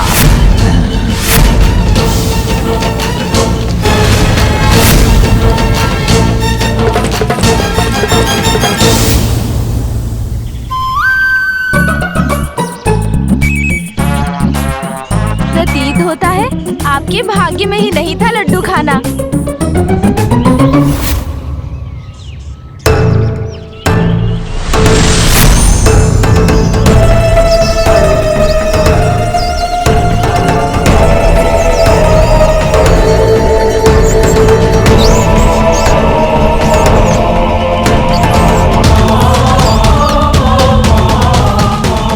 तुमने इतना सताया है मुझे, उसका दंड तो अवश्य दूंगा तुम्हें। दंडित आप नहीं, मैं करूंगा आपको मूषिकासुर।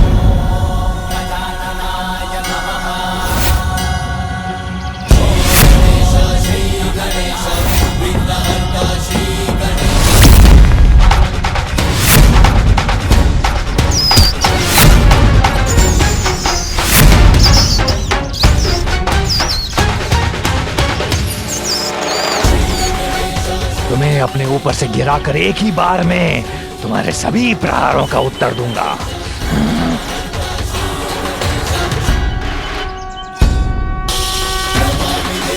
अरे उठ क्यों नहीं पा रहा हूं मैं?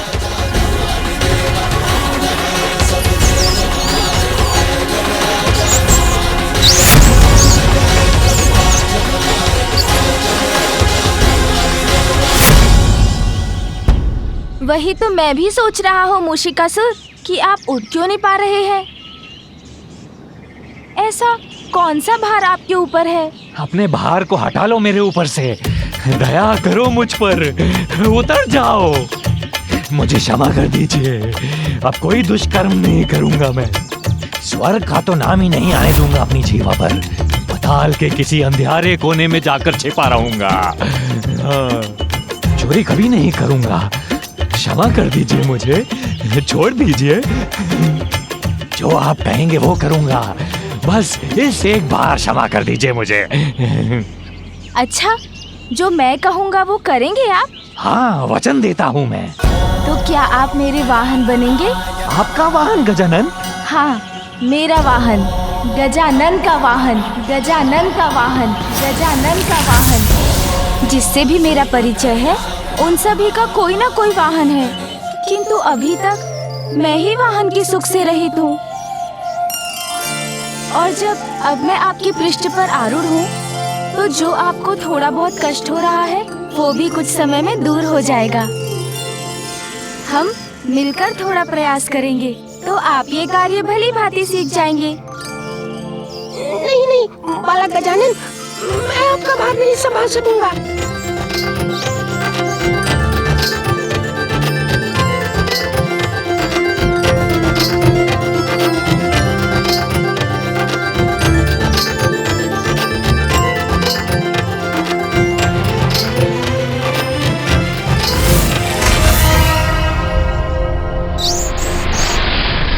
कहिए, बनेंगे ना मेरे वाहन?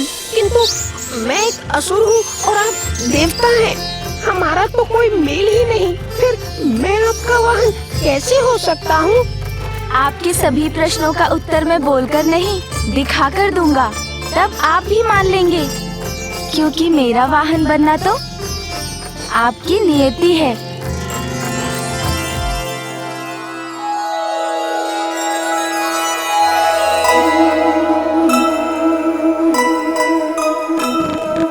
स्मृत मुशिकासुर को सुमुख दिखाए,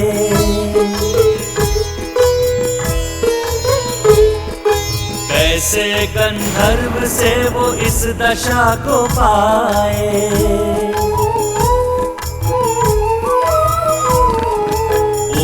आशीष दिया विनायक के द्वारा, होगा उद्धार उचित समय पे तुम्हारा। कामना प्रतीक मूस को वश में लाए, गजानन वाहन। मुझे स्वयं में ये कैसा सुखद एवं आत्मिक संतोष होने का आभास हो रहा है। प्रतीत हो रहा है मैं अब पहले की भांति वो दुष्ट मूषिकासुर नहीं रहा। प्रभु, आप मेरा उद्धार कर उस वरदान को पूर्ण करेंगे ना? अवश्य, इसीलिए तो यहाँ आया हूँ मैं। सच्चे मन से पश्चाताप करने से सभी पाप नष्ट हो जाते हैं। इसीलिए मैं आपको पाप मुक्त करता हूँ। दोष तो किसी से भी हो सकता है, उसे सुधारने का एक अवसर तो उन्हें मिलना ही चाहिए। आपका वाहन बनकर आपकी सेवा करने से अधिक सम्मान की बात इस तुच्छ जीव के लिए और क्या होगी प्रभु? अब तुच्छ नहीं रहेंगे आप मूषिकासुर। आज से आप मेरे वाहन हैं, मेरे वाहन हैं, मेरे वाहन हैं। इसीलिए आप अजिन्य कहलाएंगे। इस प्रकार मैं अपनी माँ के वचन का मान भी रखूंगा। अजिन्य? धन्य हुआ प्रभु। मैं ये नवीन नाम पाकर अब मुझ पर आरूढ़ हो मुझे पवित्र कर दीजिए प्रभु। अवश्य।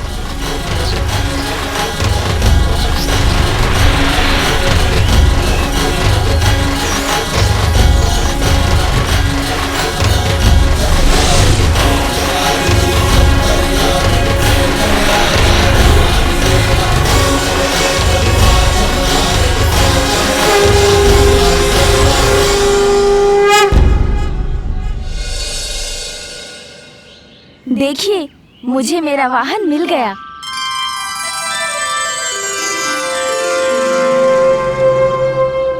अवश्य पुत्र, तुम्हें अपना वाहन अच्छा तो लगा?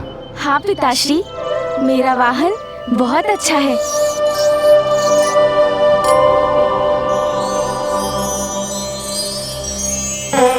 माँ, नंदी जी और सोमनंदी जी के समान विशाल तो नहीं है ये, और फूफा जी और मामा जी के वाहन के समान उड़ सकेगा या नहीं ये भी मुझे ज्ञात नहीं। किंतु जैसा भी है, मुझे तो अपना वाहन बहुत प्रिय है।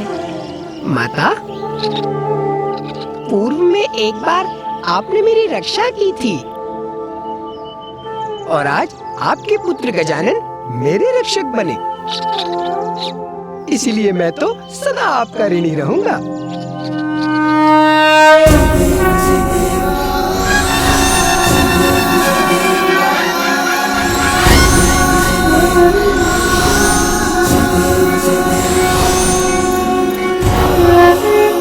प्रणाम।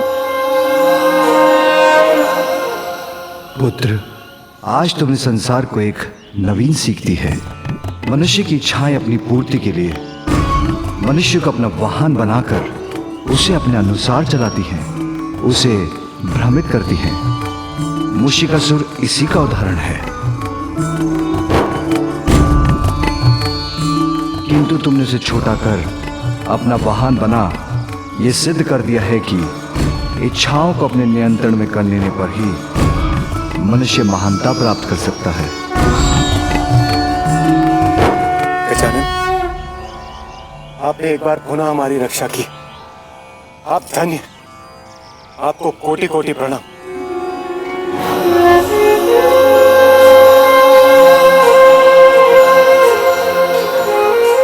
प्रणाम प्रभु, प्रणाम माता।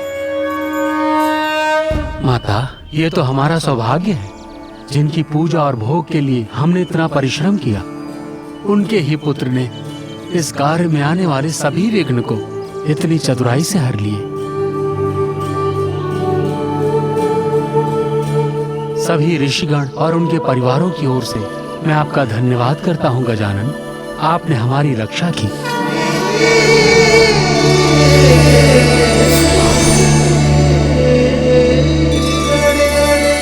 मैंने इन लड्डुओं के लिए आपको इतना दौड़ाया, तो अब मैं आपको लड्डू खिलाऊंगा मूषिकासुर जी।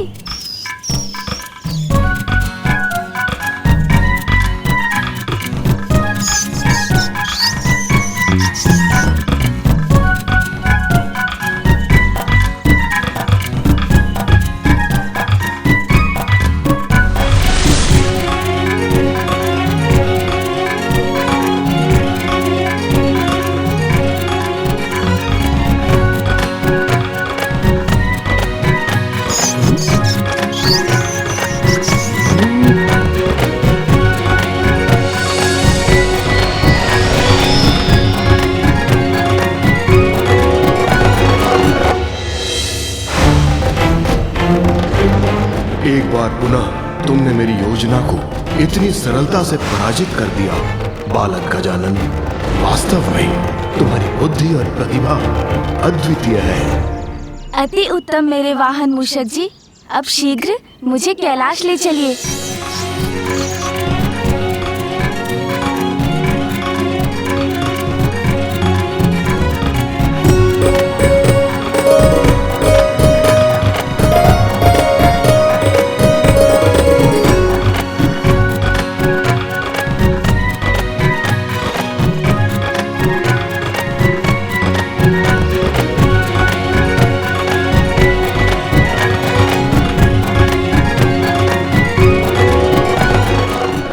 मत कीजिए पिताश्री और माँ, मैं अपने वाहन पर आपसे थोड़ा पीछे ही तो हूँ।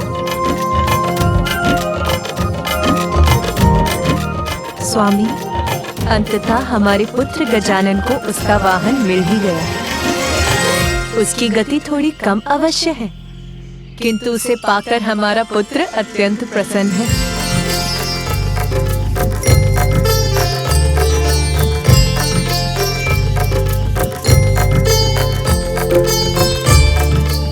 महेश्वरी, प्रिय, गजानन के द्वारा मूषिकासुर की रक्षा भी हो गई और उद्धार भी।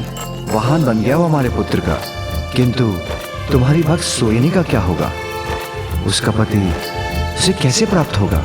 स्वामी, अभी तो मूषिकासुर केवल गजानन का वाहन बना है, किंतु उसे पूर्ण रूप से सात्विक बनने में समय है, जिसके उपरांत सुवेनी को उसका यही पति सुयोग्य होकर उसे प्राप्त होगा।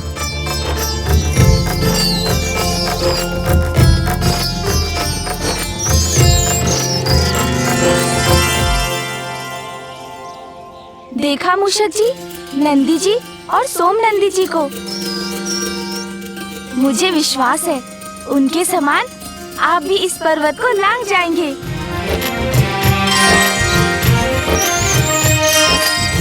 ये पर्वत, इस पर चढ़ना है मुझे?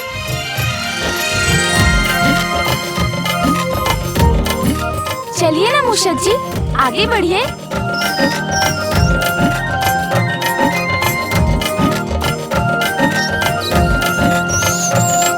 क्या हुआ मूषक जी, आगे बढ़िए। अरे देखने में ही कठिन है ये चढ़ाई। आपने देखा ना नंदी जी और सोम नंदी जी को, कितनी सहजता से उसके ऊपर चढ़ गए थे। आप भी चढ़ सकते हैं, चलिए। चिंता मत करें मूषक जी, आगे बढ़िए।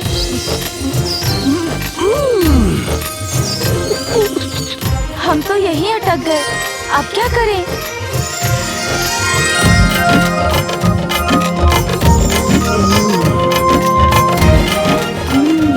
कुछ ऐसा करता हूँ जिससे मूषक जी को भी कष्ट ना हो।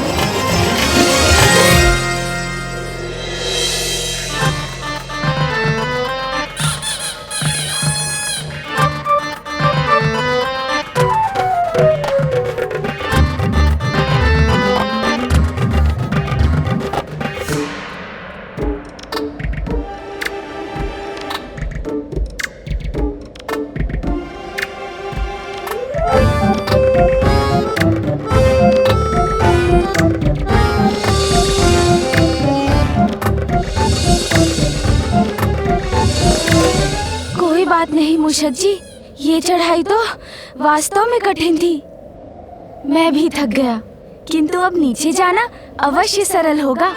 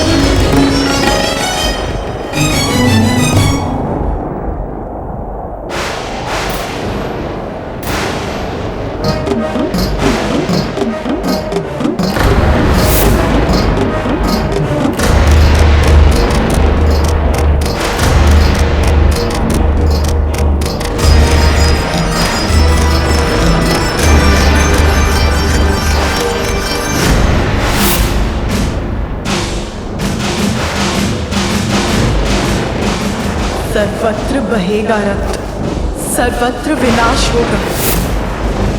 भयावह लाल रंग धारण कर ऐसा अनिष्टकारी संकेत क्यों दे रहा है आकाश?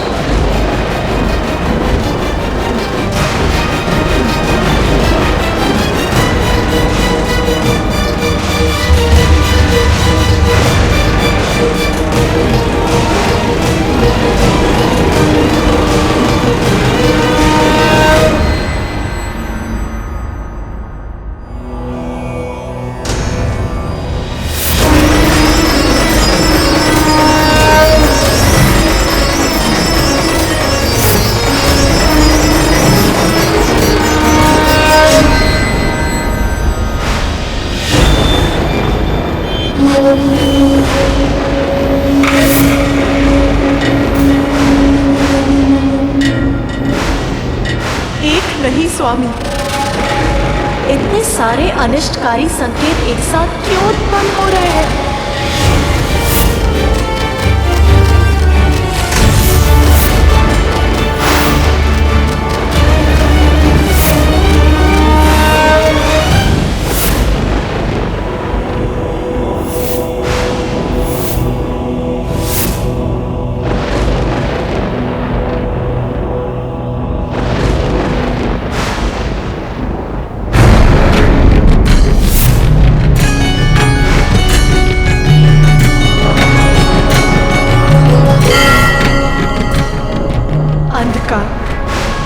सर्वत्र अंधकार ही अंधकार छा जाएगा, ऐसा आभास हो रहा है मुझे, विचलित कर रहा है मुझे।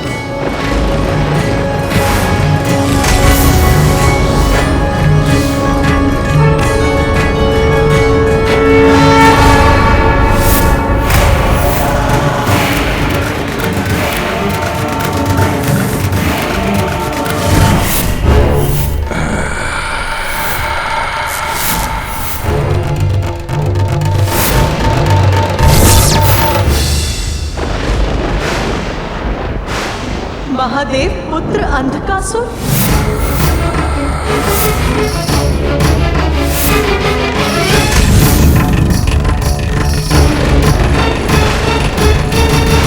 मेरे नेत्र बंद हुए तो उससे उत्पन्न अंधकार से जन्म हुआ अंधकासुर का, जिसका अंत देवता, गंधर्व, यक्ष, नाग, नारायण और स्वयं आप भी नहीं कर सकते स्वामी। वो अंधकासुर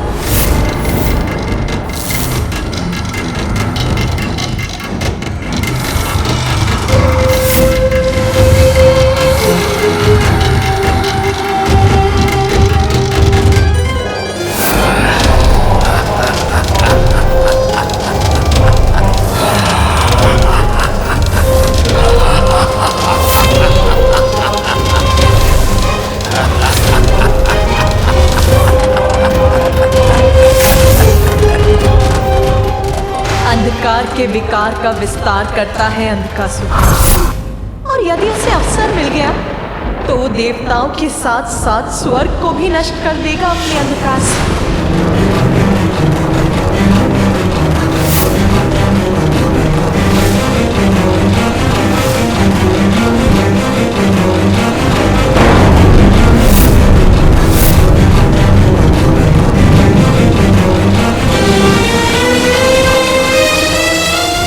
संकट की मेघ घुमर रहे हैं। दुष्ट असुर पुनः अपना वर्चस्व स्थापित करने का प्रयास कर रहे हैं। हमें शीघ्र कुछ करना होगा। विलंब उचित नहीं, शीघ्र महादेव के पास पहुंचकर इस समस्या का समाधान ढूंढना चाहिए हमें।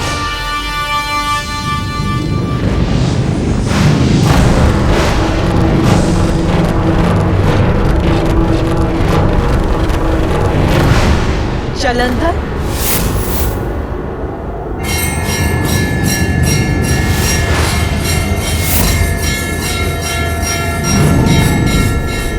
महादेव का तीसरा नेत्र खुला और उससे क्रोधाग्नि निकलकर सागर में गिरी।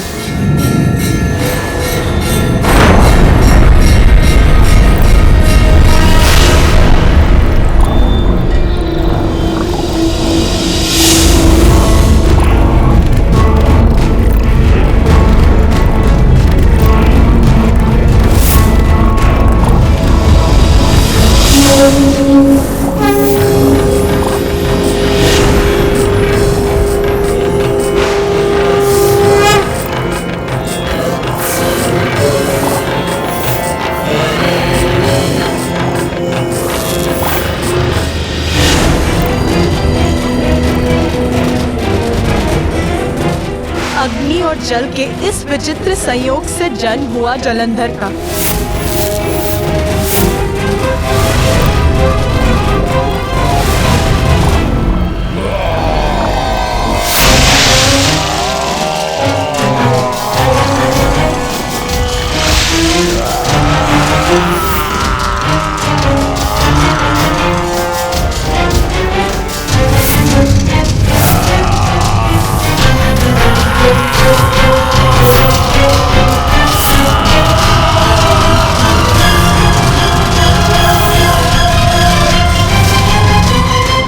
सत्य है, मेरी क्रोधाग्नि से उत्पन्न हुआ था जलंधर।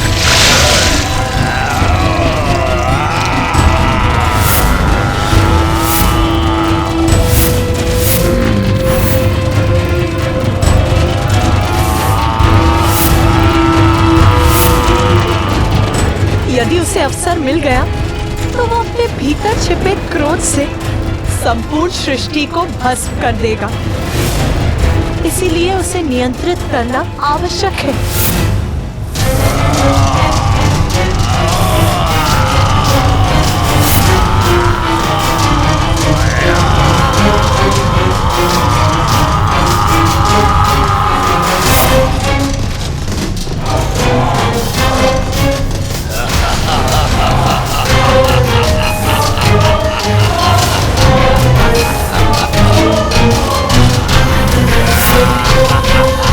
क्योंकि जलंधर वो अंधकारी शक्ति है जो आप ही के समान शक्तिशाली है महादेव।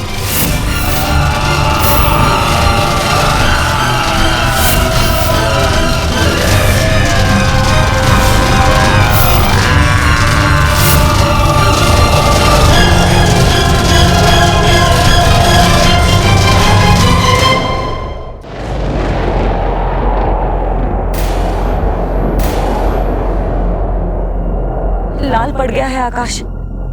अग्नि की वर्षा के साथ भयंकर बवंडर भी उत्पन्न हो रहे हैं। ये तो किसी अनिष्ट के संकेत है स्वामी। सत्य है, महासंकट हमारी ओर बढ़ रहा है और हमें शीघ्र ही उसका समाधान ढूंढना होगा।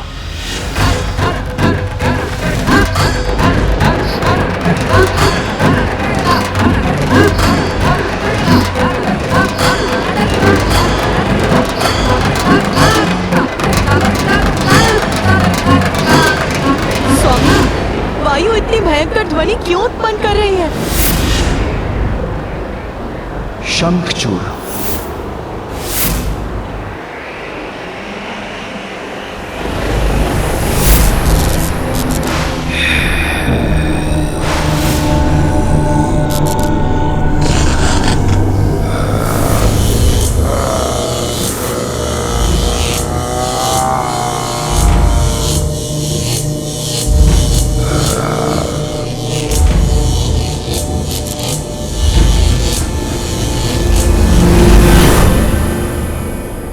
असुर शंखचूड़, जो अपनी पत्नी के कारण हम त्रिदेवों से भी अवध्य है।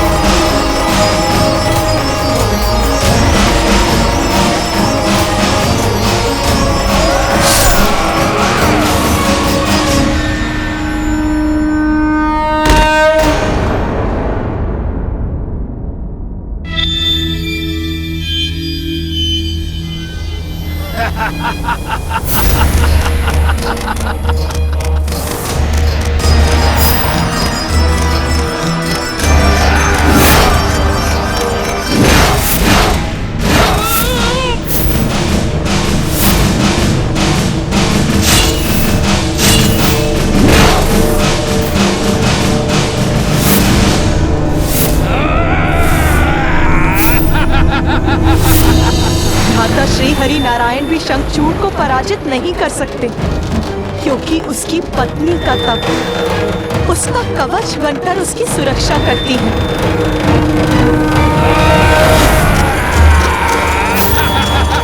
इसीलिए वो देवताओं, यक्षों, गंधर्वों को पराजित करने में सक्षम है।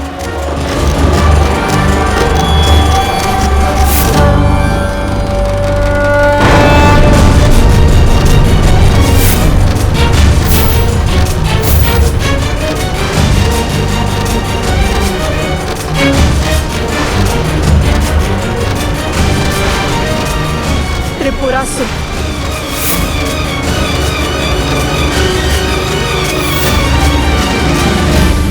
अर्थात तारकाक्ष, कमलाक्ष,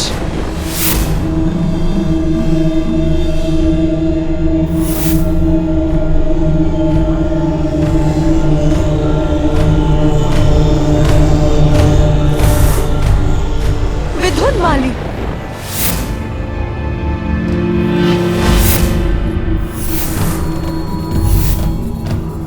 तारकासुर के पुत्र है त्रिपुरासुर। ब्रह्मदेव की तपस्या कर उनसे वरदान प्राप्त किया और उस वरदान के प्रभाव से अजय हो गए हैं ये तीनों।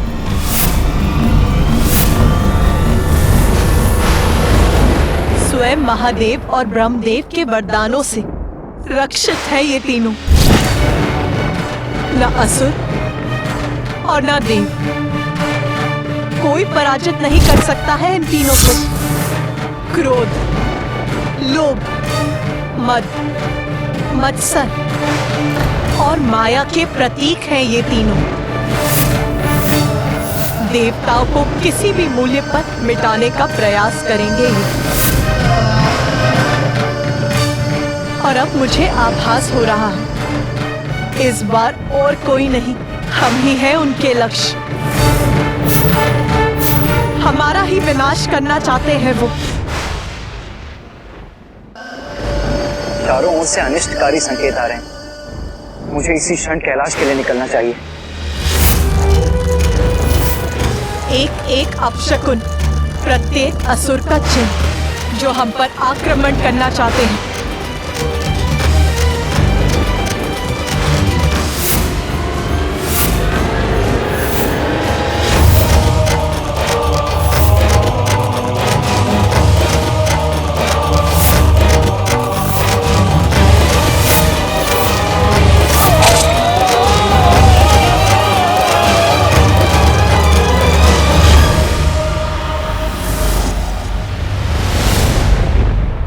शुंभ, निशुंभ,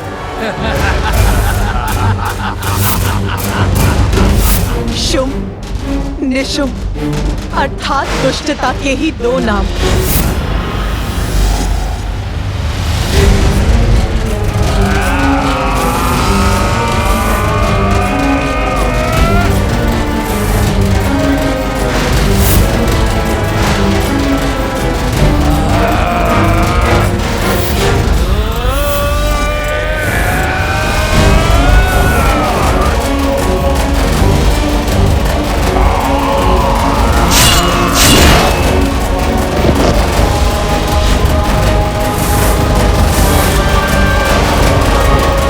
किसी भी देवता या भगवान के द्वारा इन दोनों का वध असंभव है। उसके लिए एक नवीन अत्यंत शक्तिशाली अवतार की आवश्यकता है।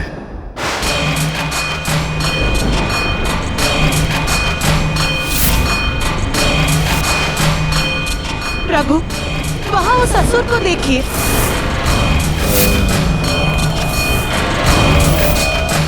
वृतासुर,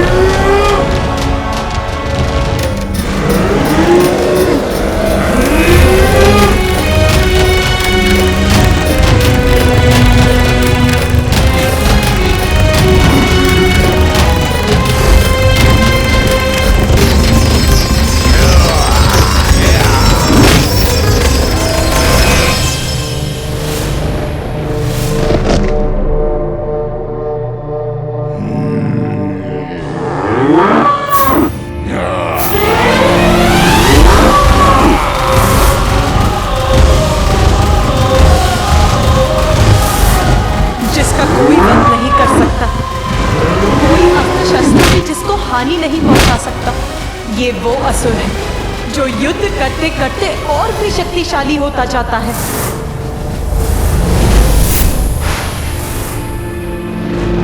और इन सभी से भयंकर राक्षस है दुर्गम।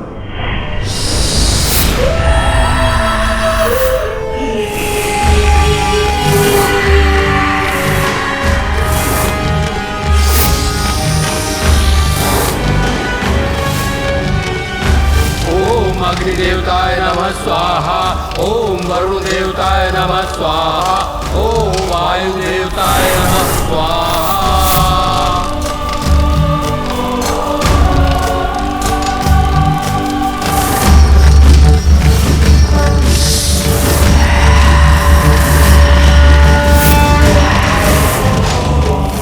दुष्ट नहीं, चतुर भी है दुर्गम। यज्ञ आदि को रोकना उसने अपना ध्येय बना लिया है। विध्वंस, सर्वत्र विध्वंस।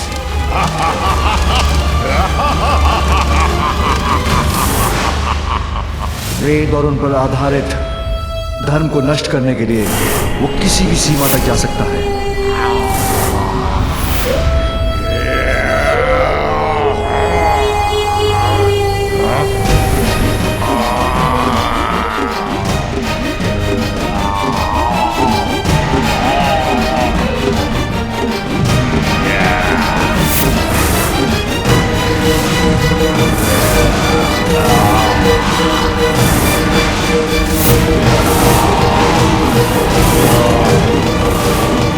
इस भावी विनाश को रोकने का एकमात्र उपाय है देव असुर संग्राम।